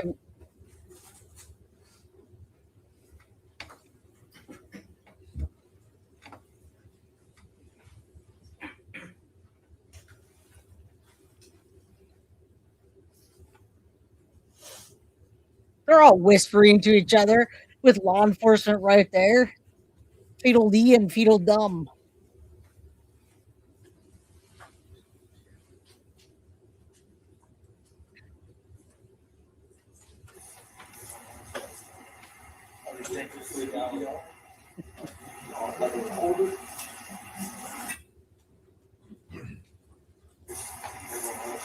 Move over.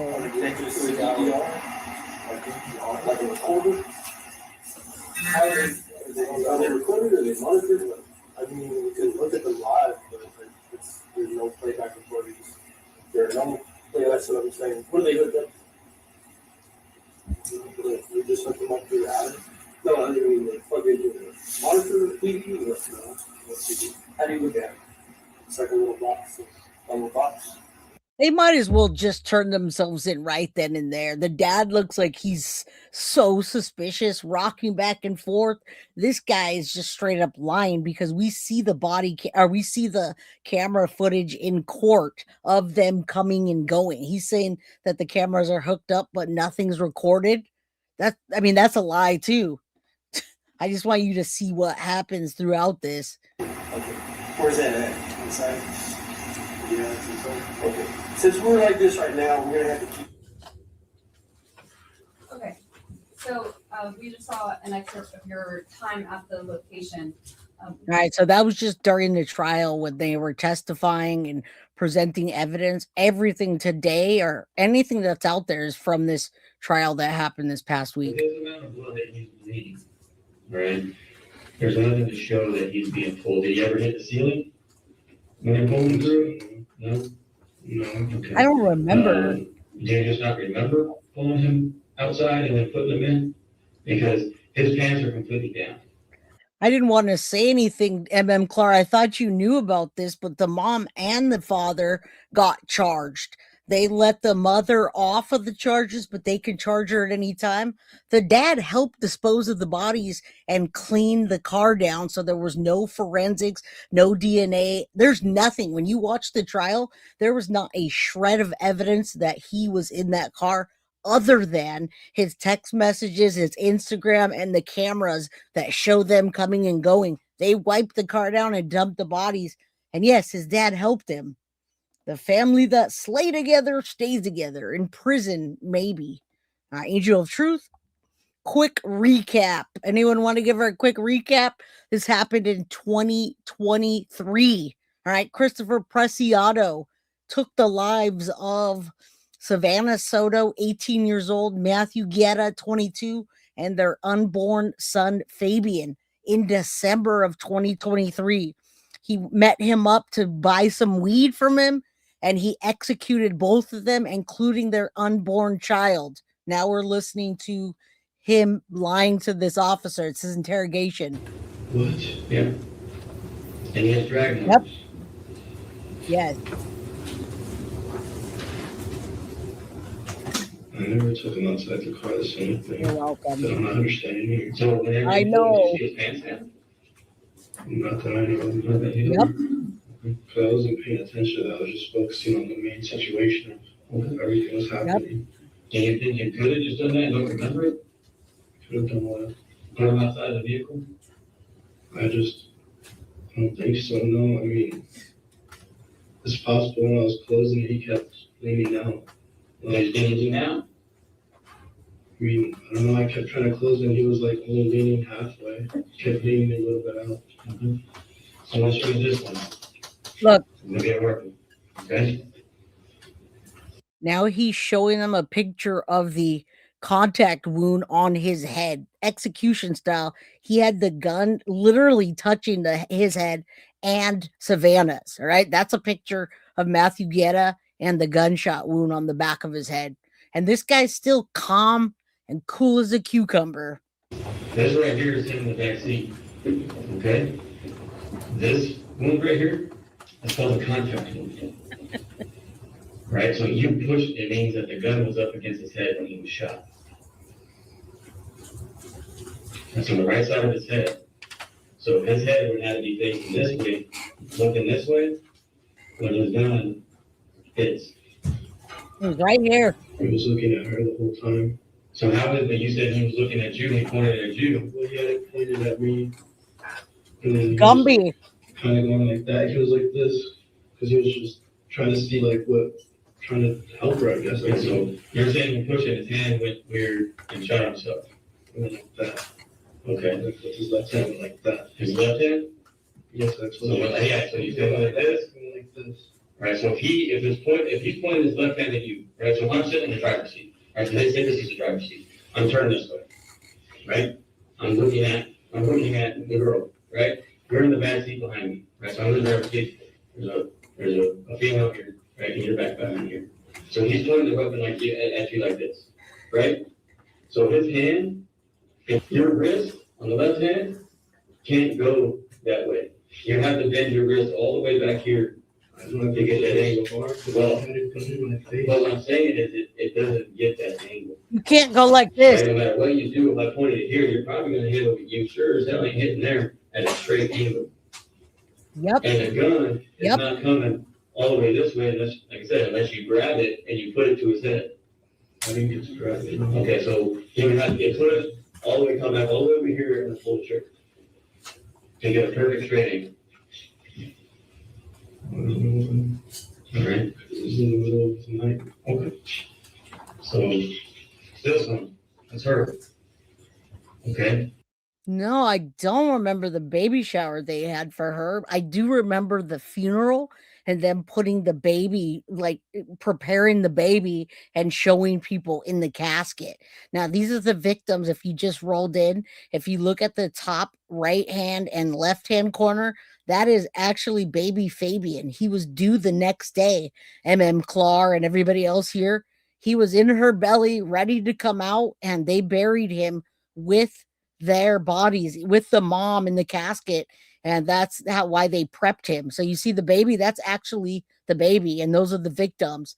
And then there's this idiot that was arrested and now charged with 3 counts of capital murder, life without the possibility of parole. And this blob of a man is going on trial next. All right. He's up for trial and he's being civilly sued. So I want you to know that. All right, let's continue. Let's remove this and get back to it. Thank you guys for being here. Hit that like button. Subscribe if you haven't. Get a membership if you can. The car seat's on top of it. Probably. And you said you didn't do that. I was in the back. So how did it get there? Honestly, I couldn't tell you. Okay. I genuinely could not tell you. Because when I left, I know. she was in the back car seat was on his right. He was kind of leaning against the door, or not the door, but like the back seat of this one. And she was just like that. She's just like this? She wasn't moved at all. You have no idea how far she gets. Honestly. So these shoes were his. And then I'm gonna explain something else to you. Oh no. Okay. This is the back of her head. That's the one over here. On the right side of her head. On the right side? Right side of her head. It's over here. So you saying that things like this, his left hand, you push it and his arm goes this way, it would have to go around, it would have to go around the headrest, because there's no damage to the headrest, and hit her at a straight angle from behind, which is impossible. How so? I don't understand. How so? Look how it happened. Look. She's sitting here. She's agitated on the phone. He's there, agitated, yelling at me with the gun. You really don't have to be that fast, Gen X. He had the advantage 110% because they were in the front seat looking this way. He slid up in the back. That was his weapon that he brought with him. One shot to the back of her head and one shot to the back of his head. Now, I do think that he's lying about about Savanah Soto being killed first. I absolutely don't think that she was. Had that been the truth, there would have been a struggle. Matthew would have done something. I think that he took Matthew's life first, like the coward that he is, right in the right side of the head. And then when Savanah realized what was happening, he also shot her. All right. He mentioned it again. Matthew was agitated. I know, but that's not even true. So as soon as he's doing that like this, I push it, and he has his finger on it already, so I push it like that, and then it you just hear the loud ringing. But where she's hit, she's on the phone. She's not on the phone, she's like this looking down. Okay, so she's looking down like this at her phone. Okay? Yep. So she's looking down. Your guys' disturbance, right here. But you know, your guys' disturbance is over here on the left. Yes. Right? So if you push the gun, there is no way for that bullet to have a straight angle this way if his hand is over here. It's impossible. Because the gun will be pointing this way. Okay. Right? So I can see hitting her here. But hitting her here? Because it looked like it hit her right here because she went like that. Well, it didn't. So it hit her right here. I went to the autopsy. I observed it. Okay? I know where her injury is at. Okay. All right, so these are inconsistencies to your story. They don't match up. Yep. The evidence, let's let you know, the evidence tells. Yes, Wade Wilson's father called law enforcement and told them what he told them. He went on the stand and testified against his son. Just as well as we've got Deb and Chris that also turned over evidence against Stephen Stearns. They didn't destroy, they didn't detract from anything or lie. They handed it all over. That's what some parents do. They do the right thing. Right? I definitely think she was first. When you see the two, she could have been. She could have. There's an absolute possibility. He just went bam, and then as soon as he shot her, Matthew turned around and he got him right, both on the right side, back of the head, which shows you he had the upper hand. The cop finally called him out, right? This is a story. Okay, and what you're saying of pushing the weapon and things like that, it doesn't add up. Although if he had a gun in my face. Well, even if you push it, the angles don't match. He had a loaded gun in my face, and he pulled it. I don't know what else to say. For the last 38 minutes, the detective let him talk, let him build the story, commit to every single detail. Now he's taking it apart. Did you have a gun? No, sir. Did you like, well, if this is self-defense and you had a gun, I don't have and he pulls a gun on you, and then the thing is, I don't have a gun. Okay. I don't own a gun. Did you take his gun from him and shoot him? No. Okay, then how? Like I said, these injuries. I didn't even touch his gun.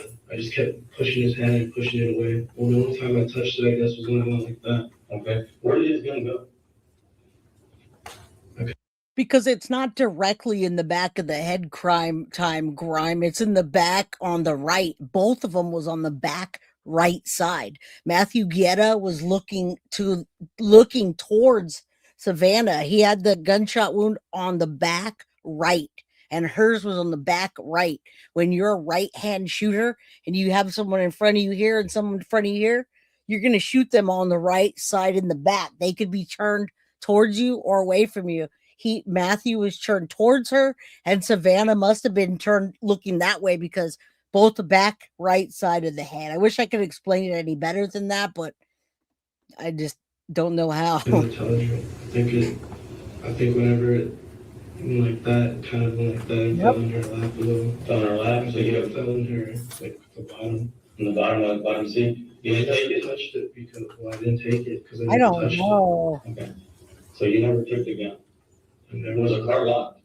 Agreed. When you left, did you leave the car locked?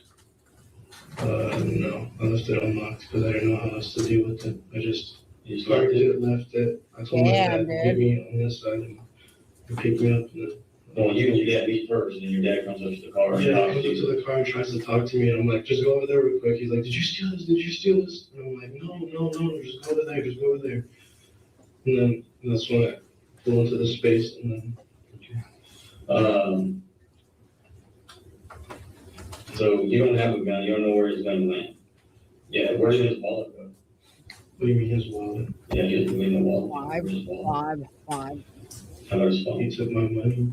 I don't know. Did you take your money back? The thing is, no, because the whole situation was just fucking horrible to me. It was just. So what were you and Dad doing at that vehicle for about 5 minutes after you guys parked back there? Did you guys hit the truck on? Yep. What do you mean? After you go behind the building and park the car, he follows you in his truck. Okay. You guys stayed back there for 5 minutes. Okay. What were you guys doing? Well, I told you already. Just talking? And you're wiping down the steering wheel? No. What did you do? He kept trying to ask me, trying to question me, kept trying to get close to the car, so I just closed the door.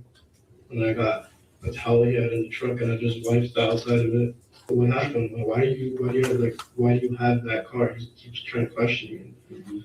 I don't know what else to tell him. Yep. So I didn't tell him anything. I just kept quiet about it. He just took me home. Yes. You guys never went in the car and messed with anything? So you're saying somebody else must have just put a baby seat on top of her? I guess, I don't know, because I didn't actually go through his vehicle. Did you get your money back? No. No, you didn't get his wallet, none of that stuff? No, I didn't. So you just drove the vehicle and then just left it? Yes, but I didn't know what else to do. It was, the thing that scared me the most is that he pulled the gun and he already had it on the trigger, and he keeps saying that he was scared. Matthew was frustrated. Naomi, hello from Southern California. Hello from Northern California to you. I told you already. He has the nerve to keep saying that, right? Freaking crazy. Crazy. Let's continue. He was willing to kill me over $60. I gave him 100, but he was willing to kill me over $60. So I didn't know what to do. That's why. So my biggest thing, story of you pushing the gun, injuries to them are not consistent at all. The injury to his head is the gun was pressed against his head. Doing it with his left hand, this way, to get that straight angle, you can't get her injury to the right side behind her ear. You can't get looking at your phone and the disturbance is on the left-hand side of you. Well, she's not just looking at her phone all the time. She's actively listening to what we're talking about. Well, even if she turns this way, you can't seize and pull out the gun. That means she's turning towards you. That puts this side of her head even farther. I know, but she looks towards me and kind of she sees, she pulls out the gun and he's facing it towards me. She kind of just looks away she knew he was going to kill her. Well, that angle still doesn't add up. It doesn't. Evidence. But do you hear what he's saying? He's saying that when Matthew Guerra pulled the gun out on him, that Savanah looked away. That makes sense. The bullet wound, the contact wound was directly on the back of her head on the right side. He's right-handed on the right side, right-handed. And Matthew is facing this way and like right here, the side back of the head. You're not getting narcissist vibes at all. I'm seeing a total sociopath. Hey, I'll have to agree with you on that. I mean, I'm saying the evidence does not add up to that, right? I'm giving you an opportunity to explain it, right, without just pushing the gun story. Like, it's pushing the gun, it's not going to get those angles. I don't know what else to say, because he pointed it at me, I pushed it, and that was kind of the end of it. Just and then you guys take. Take the car. You take the car. So you drop the car off. Mm-hmm. And so you didn't take his dad or anything? You know, my dad's sitting there. As soon as I get in the back seat, he's sitting there questioning me, like, what? So what were you doing? What were you doing? Why are you even over here? How do you have that? Why do you have that car? Okay, so you never saw anything inside of it? Not that I know of, you know, because I kind of hard to believe. I kind of find it hard to believe that you can't see all that blood. You can't see shoes and you can't see this female. Yes. Because you get out of the car, he's standing right here looking in. Not like inside, you just kind of like. Well, I mean, how can you not? I mean, you stand. I can still way over here. I can still see that. I still in the passenger side. I can still see her. I don't know. I don't know. He never actually he wasn't involved, I guess. Okay. That's what I'm trying to tell you. So what was the conversation in the last few days? He wasn't involved, I guess. That's what I'm trying to tell you, is what he's saying. You started seeing everything on social media. About what? About this? I don't know. He just kept trying to question me about everything. He was just hassling me about everything, and I didn't know how to go about it. So I just kept quiet. I didn't say anything. Did you ever want to reach out to us? Tell us what happened. I wanted to, but I knew if I told you, you would do the same thing. You're gonna put me in. Well, no, but what I'm saying, so if you're getting robbed, right? That's what you're saying. Or he's pointing a gun at you. But it's still an illegal transaction, regardless. So, I mean, but still, people get robbed all the time, and they call us, right? They say, hey, I got robbed. But what are you gonna say? Oh, I got robbed by the guy that. Yeah, your body's wrong. It happens all the time. I mean, but the thing is now you have people deceased, you have pregnant female deceased, you have him deceased, right? Calling, at least trying to show, hey, I want to cooperate with y'all, right? Instead of us having to go to your house today, finding out a roundabout way of finding y'all. It's just that I never told my dad. Okay. I didn't know how. You know how else to say it? I don't know how that you're the first person I've actually told stories. Well, I appreciate that. You're the first person I've actually told this story to, he says. This guy, I mean, I gotta go back to this comment. Straight up cold-blooded sociopath. Those people, Matthew Guerra and Savanah Soto, didn't even see that coming, I assure you. And yes, it was very premeditated. He called Matthew Guerra and said, hey, man, I need $600 worth of weed to make sure that he would go then and there, right? You're selling weed or something, anything, and someone throws 600 at you, you're going to hop in the car and go do it real quick, I assure you. He was waiting. We could see his footage from a camera of his house, pacing back and forth with the gun, waiting for them to show up. It was very, very premeditated. He never went back home. He was arrested. No, he did. They hid out. They hid for 13 days. They absolutely did. All right, let's continue. Well, give me a little bit. I'm going to see what else. I want to kind of show you some other things, see what you can explain. Just give me a little bit. I'm going to check on your dad and make sure he's good. Okay? Sure you don't want water or soda or anything like that. You're good? You positive? I can get you one. It's not a big deal. Quick question, brother. He doesn't want anything, guys, because he doesn't want them to have his DNA. He still doesn't realize what's happening here. All right. Where can you watch which videos? Which ones? I mean, I have a bunch of them on my video from the first one, and then you can go to Texas Trials. The Texas Trials one should have all of them. They'll be in the day 1, day 2, day 3 There's a lot of stuff on this, but they did a terrible job of filming, so it's hard to get them all in one spot. But Texas Trial Tracker, you'd probably be able to find them there. The 380 at the house? Whose gun is that? What do you mean? There's a little 380 at the house. Whose gun is that? 380. A little semi-automatic handgun. We don't have guns at our house. We just have baseball Good. bats in the Well, kitchen. there's a gun in your house. So, our detectives are searching right now. And they found 380. I don't have any guns. Okay.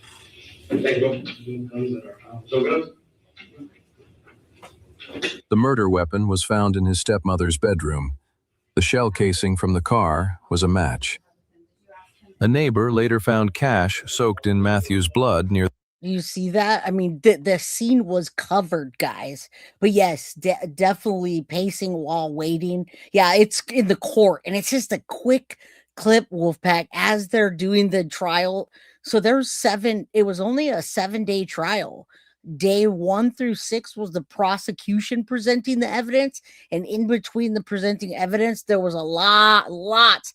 200,000 videos that they had to go through is what they say in the closing arguments. On day 7, it was the final testimony and closing arguments, and then the deliberation with a guilty verdict. If you guys want, I can show you the if you guys want to hear the closing, you'll probably be really pissed off. Yeah, they won't help him. The closing argument it's so disrespectful from his defense. It's so disrespectful. The Preciado house. 2 of his rings turned up at a pawn shop on Bandera Road. Savanah was found with a baby carrier resting on top of her. The detective who discovered her body recognized her face because 2 years earlier he had worked the murder of her 15-year-old brother. Christopher Preciado now faces life without parole. The trial continues. And it doesn't continue because now it's over. This was part of the interrogation, and y'all are still here. We've got 160 people here. Might as well go to the closing arguments for you. This is the defense team. This is his lawyer. I want you to hear what she says, what her defense is, what his defense is. You just heard him in the interrogation room. What he said transfers to her. You guys up for it? Do you want to listen to it? Anyone? You guys put a 1 in chat if you're still here with me. We've been here for 2 hours. We can show the closing arguments. I assure you, there's nothing boring about them. All right? Nothing boring about this case. Oh, it's only in one ear. Normally, I don't read stuff because I like to just talk. It's only on one side. I was questioning all these witnesses, particularly because of the evidence that they had in the case. And I wanted to make sure that when they were presenting their evidence, that I would elicit from these experts and these investigators and these detectives as to what exactly they did have in the case. Okay. Because we wrote a list, and I wrote a list here. Right. So there is no eyewitness. There's no one here that is an eyewitness to this case. No one. There's no video. There's never a video anywhere inside that vehicle. There's no GoPros. There's no hidden video anywhere that shows what happened. There's no gunshot residue. And you heard Ms. Vachon testify that gunshot residue can. Now, listen, this is the defense, the jab. What you're saying is 110% correct. And Duty Ron and Ed, Crime Time Ed, absolutely agree that the lifestyle that they were living, that's what happens when you live that lifestyle. You show guns, money, things like that. She shouldn't even have been with him. None of that should have went down, but they didn't deserve that. And Crime Time Ed said he's processed over 2,700 crime scenes. And that's the unfortunate part, is many people that get murdered are in some kind of lifestyle that's risky, but it doesn't mean that they deserved any bit of that. Not one single bit. And stay. There's no DNA. And in almost every TV show that I watch, and almost every case we get, there's always some kind of DNA, and the DNA will do you in. There is no DNA to show that Chris was part of this transaction. There was a transaction for the sale of drugs, marijuana, but they're not a transaction in terms of him going in and being present in all of this thing. And I want you to look at those reports because you're going to get all that evidence when you go back to the back. There's no blood evidence pointing to Christopher. There have some ballistics, but no one can tell you who had their finger on the trigger. There's no trace evidence. There's no fingerprint evidence. And there's no blood splatter evidence. What we have is a lot of interpretations. So not a lot of actual physical evidence for y'all to take back. In my great state of Texas, you are allowed to defend yourself. You're allowed to defend yourself. That's why I live here. I don't live in California where they have all these rules and stuff on guns. California, baby. See, I'm in California. In California, you can get in trouble for defending yourself. Somebody can come in your house and you can shoot them and they can sue you for that. All right. Sylvette Matthews, good evening. Happy Friday. Yeah, happy Friday to everybody. Thank you guys for being here. Don't forget to hit that like button. Subscribe if you haven't. Someone's attacking me. I'm allowed to defend myself. And every one of y'all here are as well. No way. When we narrow this case down, though, it seems like there's a real lot of bad parenting going on here. Just wait. It gets more disgusting. Christopher is this 19-year-old stoner gamer who's sitting there. When they picked up his possessions from his room, he has a sweatshirt that says, "Virginity rocks." It's in the pictures. Can't find it right now, but they showed it to you all. This is the kind of guy that they're saying is a stone-cold executioner, to use Miss Albin's word when she started this case, that these people were executed. They're saying that guy is an executioner. She showed you pictures at the very beginning of Matthew holding a gun. When you look through those Instagrams, which there's a lot of stuff to look through, there's a picture of Matthew holding a gun. Matthew holding a long arm, Matthew holding an extended clip. When I was a young prosecutor, I put that kind of guy in jail. And now here, we're calling him a great guy, a family man. He was going to have a baby the next day. They showed you video of Matthew. This is disgusting. And this is why there was so much security. Because if I were the family, I would want to attack that lawyer. The whole time she's just victim blaming, victim shaming. Oh my God. No, I get it. Yeah, 110%. My friend child. You know those people? You know the Guerras or the Sotos? This case, man, it's disgusting. This lady is a disgusting defense attorney. You walking in his apartment complex, looking all cool with his track little uniform on or whatever he was wearing. And he's happy as a clam because he just made 2 drug deals on video right in front of God and everyone. He's just walking around like, hey, more money. I've got to pay taxes on this money. IRS don't even know that I'm making cash. Yep. Subject to facts on evidence, John. You can infer from looking at that video what he's doing. A Mercedes-Benz, that I'm sure did not live at that apartment complex, and a Toyota, and he's walking out there and then he's walking back in to go pick up his pregnant girlfriend and take her to another drug deal. That's what he's doing. But they want to portray him as this really great family man, this guy who's going to have a baby the next day. Parenting gone wrong? She's mom. Savannah's a mom. Like, she's going to have a baby the next day? They're supposed to be going in a matter of hours, and she makes a decision to go to a drug deal? Does she not watch TV? Every time you turn on TV and you're still seeing some kind of show, whether it's reality or whether it's some kind of a made-for-TV movie or whatever, drug deals go back. I mean, even in their apartment, he has a big poster of Scarface. Even that little medal that he wears is a tribute to Scarface. And at the end of Scarface, Scarface is no longer around. So it's like Scarface meets the Queen of the South, and she joins the family business too. I didn't even know until Detective Goodwin, who was the lead detective on Savannah's brother's death, and he said that Ethan was killed in a drug deal gone bad. So she had a preview of. So you sell drugs and it's okay to be executed? I mean, she literally is saying it's okay what happened to them. I just wanted you guys to hear this because I watched this on Duty Ron and I was like, are you freaking kidding me? What could happen? And she still made a choice to go with Matthew that night and go sell drugs. And granted, it's marijuana. I know some people have really strong feelings about marijuana, that maybe it should be legal, but at this point in Texas, it is not. It is not. And unfortunately, things happen. We don't know what happened. You have to look at the evidence and you have to decide what happened. What we do know is that 2 people were shot.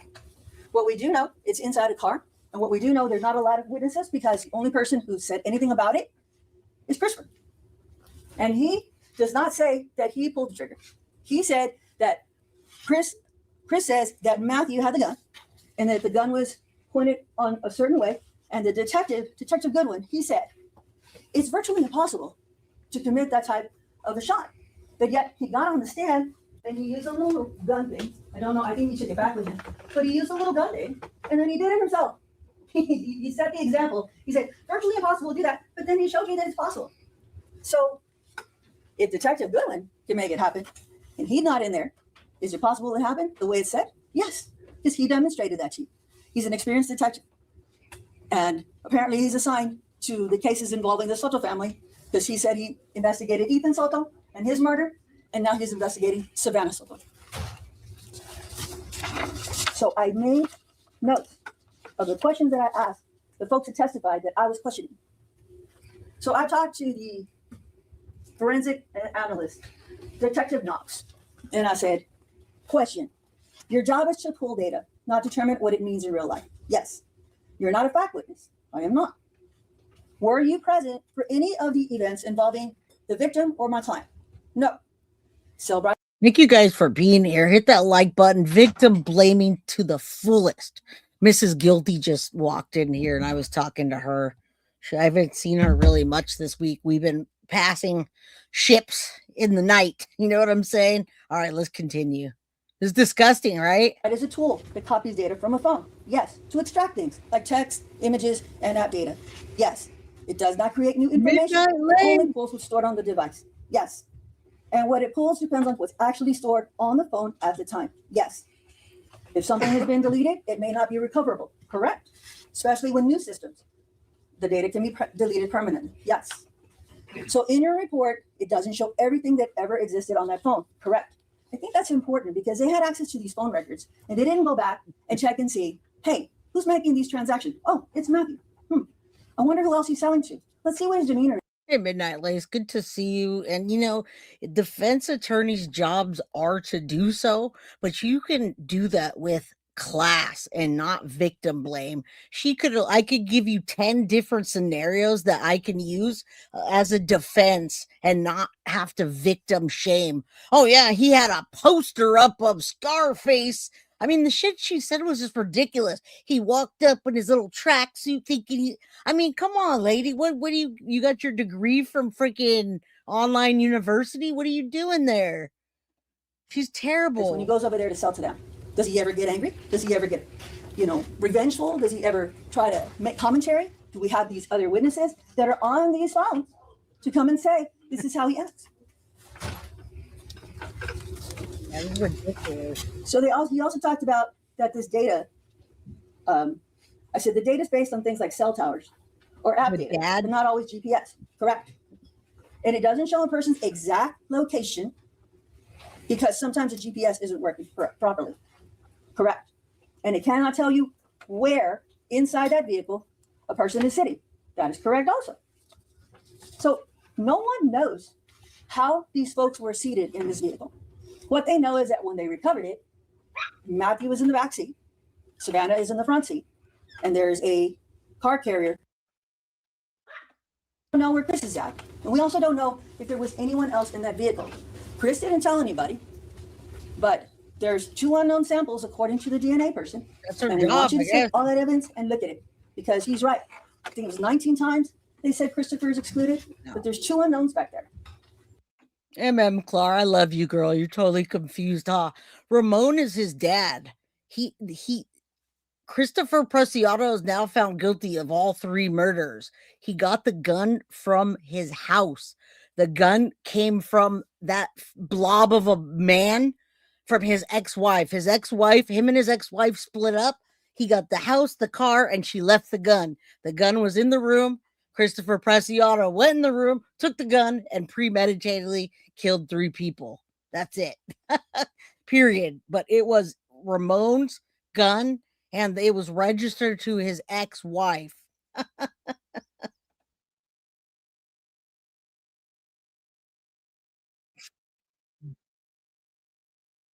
Hold on, guys. Let me The state wants you to believe that this was robbery for car parts, that he killed people for car parts. The car part conversation, again, in those Instagrams that they introduced, I didn't. They're talking about car parts way in advance. This is way before any type of murder occurred.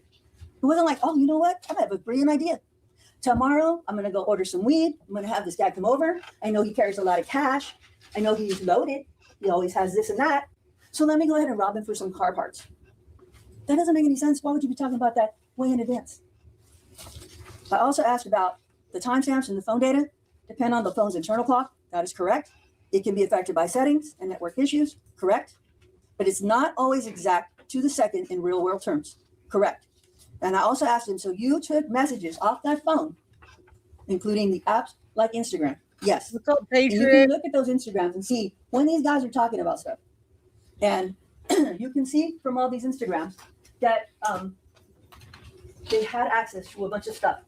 The other thing that I think is really important is they want you to also believe that everything that's on somebody's Instagram is the truth. Like nobody on Facebook, Instagram, Snapchat, or any of those applications ever take stuff from somebody's and post it as their own. So if somebody wants to be a braggart and they see some picture they like, they can go and they can take it and they can post it on Instagram. That evening, it wasn't Matthew that was texting on this Instagram and messaging. It's Savanah. Facts not in evidence, Your Honor. Ladies and gentlemen, you will call the facts from the witness stand. There's only one phone recovered, and that is Savanah Soto's phone. And that's what the detective said, and that's what the Instagram guy took off Detective Knox. It's her phone. And he's supposed to be driving. I'm going to assume that he is using the detective's words. I'm using a detective analysis is what he said, that if he's driving, he's probably not texting to go to where he is at. So if it's Savanah's phone and those messages are on his Instagram, on her phone, she's probably the one messaging and saying, hey, we're getting close. Yes. But look at that. You can't just assume that just because I'm registered to this account. Now listen, we covered true crime on this channel, and that's it. That's all the time. We hear all the time. We watch trials and we hear the defense. The defense defends the person that is alleged to do the crime. But we don't normally typically hear a defense attorney like that just trashing the victims, just absolutely victim blaming and shaming. That's what I'm saying. That's my whole purpose in listening to her closing arguments. It's not even like with tact, with grace. It's just pure trashing based on a poster that he has or a picture that he showed or the fact that he was selling weed. That's it. That's all. And that doesn't happen often in the way she's just completely victim blaming. Just because it is my phone or just because it's my Instagram, that somebody else can't be writing on it. If she's writing on his Instagram, it shows that anybody could be writing on whatever Instagram to be a braggart. I asked Detective Goodwin a lot of questions. So I wrote all these down so I could refresh my recollection. Question. No one saw Christopher shoot either victim, correct? Answer. Correct. There's no eyewitness who says, I saw him pull the trigger, correct? Correct. There's no video capturing that shooting inside the vehicle. Is that correct? Correct. I asked him about the DNA evidence. Did you talk to Mr. Sailors ahead of time? Didn't he tell you that Chris is excluded 19 times from the DNA? Yes. So you know that the items that are from the vehicle that is supposed to be the victim, including the inside of the car, had been tested for DNA. Yes. And you know that they tested the items from the back seat area of the car. Yes. And you know that all the tested items that were given to him were part of the investigation, and they were looking for DNA. Yes. Do you consider Mr. Sailors a competent forensic scientist? Yes, of course. He's great at his job. Mr. Sailors concluded that Christopher Preciado was excluded from all items given to him for DNA testing. Well, and when he could not reach a conclusion, he said that too. Were you aware of that? Yes. Excluded means Christopher's DNA was not present on those items. So listen, ultimately nothing was found as far as DNA or any kind of physical evidence because it was wiped down. They saw that on the cameras and it was thrown away. They saw that in the cameras in a black trash bag. All right. They had time to do that and almost 2 weeks to prepare. However, the verdict doesn't take very long to come in. The jury's not dumb. Correct. So scientifically, Christopher was not shown to have handled or touched items in the back seat. Correct. The handgun believed to be involved in the shooting was also tested for DNA. Yes. So you know that the DNA evidence did not come back to Christopher Preciado. Correct. So the DNA testing on that gun does not identify Christopher as a shooter. Correct.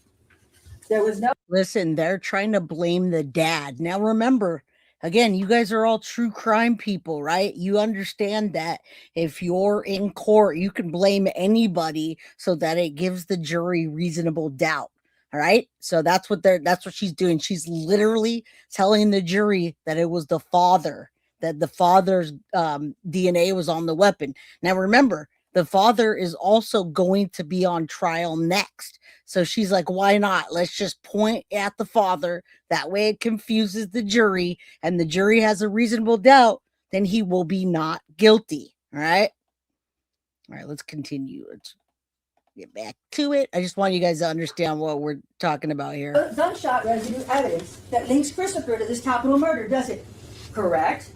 It does not scientifically prove that Christopher ever handled the gun. Correct. Yep. In fact, the DNA evidence cannot tell us at all who fired that gun. Correct. And there is no fingerprint evidence tying Christopher to that gun. Yes. So from a forensic standpoint, there is no scientific proof that Christopher fired the gun. Correct. And you interviewed Christopher at the incident. After the incident. Yes. And he denied carrying a gun. That's correct. And he denied shooting anyone. That's correct. And you knew he was there to buy marijuana. Correct. Did he ever admit to intentionally killing anyone? No. Wound characteristics alone do not identify who fired the gun, do they? No. So a wound can look intentional regardless of who pulled the trigger. Yes. It could also look reckless regardless of who pulled the trigger. Yes. A wound can look accidental regardless of who pulled the trigger. Yes. And you can tell distance from gunshot wounds, but not the intent. Yes. And if you try to guess the intent from the wound, would that require speculation or guesswork? Yes. So you're trying to reconstruct the offense because there's no eyewitnesses or forensic evidence to prove who did what. Isn't that the case? And he says correct. And I asked him more about this. Your wound interpretation does not scientifically identify. All right, so you see what's happening. We're just about done with this. I just wanted you to see what happened. You guys can go to Trial Tracker. Ultimately, this guy is convicted. I don't know if everybody, I think there's a different group here that started when we started and then is leaving. So I just want you to know that these are the closing arguments. The jury's not dumb. It takes them, I know, asked and answered. It takes them an hour and 56 minutes to get a guilty verdict for all 3 counts. I'm going to show you guys the verdict, and then you guys can go and go to Trial Tracker and watch day 1, day 2, all that. And we're at 2:22 of the time, 2 hours and 22 minutes. Say a prayer for prison justice and for Savanah, Matthew, and Fabian. All right. Those are our victims. Yeah, I know.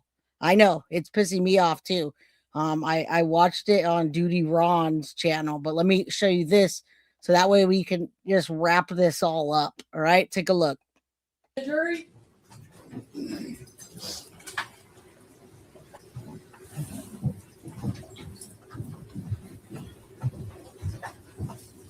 Look at how much security. Look how many people there are, guys.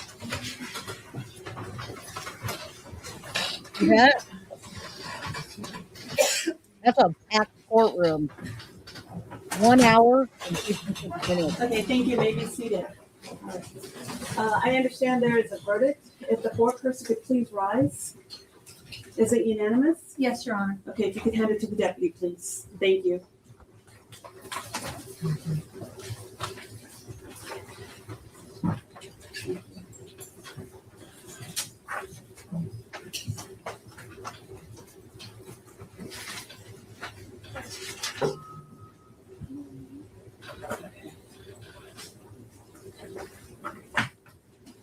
If Mr. Preciado, please rise. Count 1, capital murder, murder of more than one person in the same criminal transaction. Verdict form. We, the jury, find the defendant Christopher Ray Preciado guilty of the offense of capital murder as charged in count 1 of the indictment. Signed the presiding judge.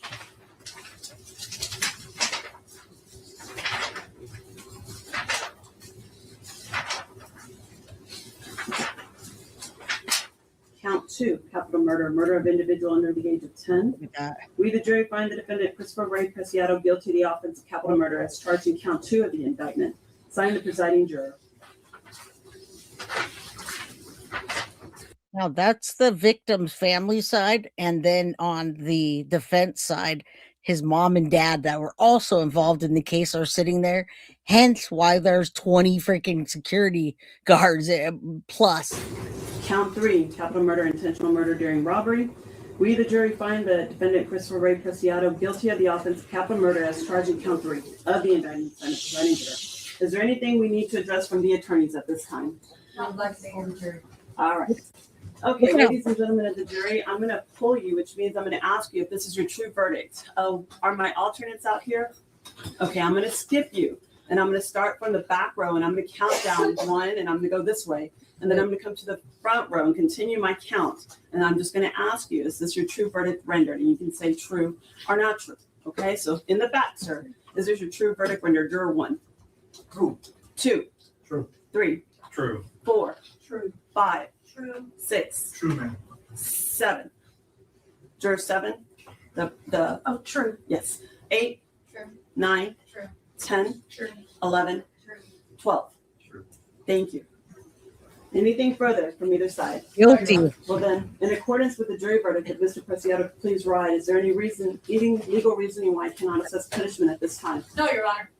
In accordance with the jury verdict and under Penal Code 1231, I assess life without the possibility of parole. He got a guilty verdict in an hour and 56 minutes, along with a sentence of life without the possibility of parole. That's how much evidence there was. Watch this case every day. It was hard to watch. Breaks my heart. Yeah, a lot of people didn't even know this was happening. You have the right to appeal. All right, that's it, guys. That's it. We're done. Thank you guys for coming. Thank you for watching. If you want to go continue the footage, I just put a link over there. Right now, the closing arguments are happening on the Texas trial tracker, which we're watching. He covered that. He or she, whoever runs that channel, covered the case. And they're continuing. So if you want to go back and watch the trial days, they name them 1, 2, 3, 4. It's really good. So at Texas Trial Tracker is where I found it. They're there right now. Thank you everyone for being here. Love you guys. Thanks for the chill Friday night. And I'm out of here, guys. I will see you back on Monday, 4 p.m. Pacific Standard Time, 7 p.m. Eastern. Thank you, mods. Thank you, people in chat, for getting to the goal. I appreciate all you guys. Go back and watch my playlist if you'd like, and you can catch the whole episode, the whole first episode, where everything is explained. Hold on. Everything is explained in the episode 1. All right, guys. You guys have a wonderful night. Sadie's mama, love you. Prayers for you always. Kel, Mama Sage, Colleen. You guys have a wonderful weekend. See you guys Monday. Mwah. I'm out. Appreciate you. Good night. Guilty of crime. I want to thank you for watching. If you enjoyed my content, please share this video, like, and subscribe. You can also follow me over at Facebook, Instagram, TikTok, X, or Gmail. If you'd like to donate to my channel, you can use Cash App or Venmo or PayPal. Thank you very much in advance. Guilty of crime. Are you guilty of crime?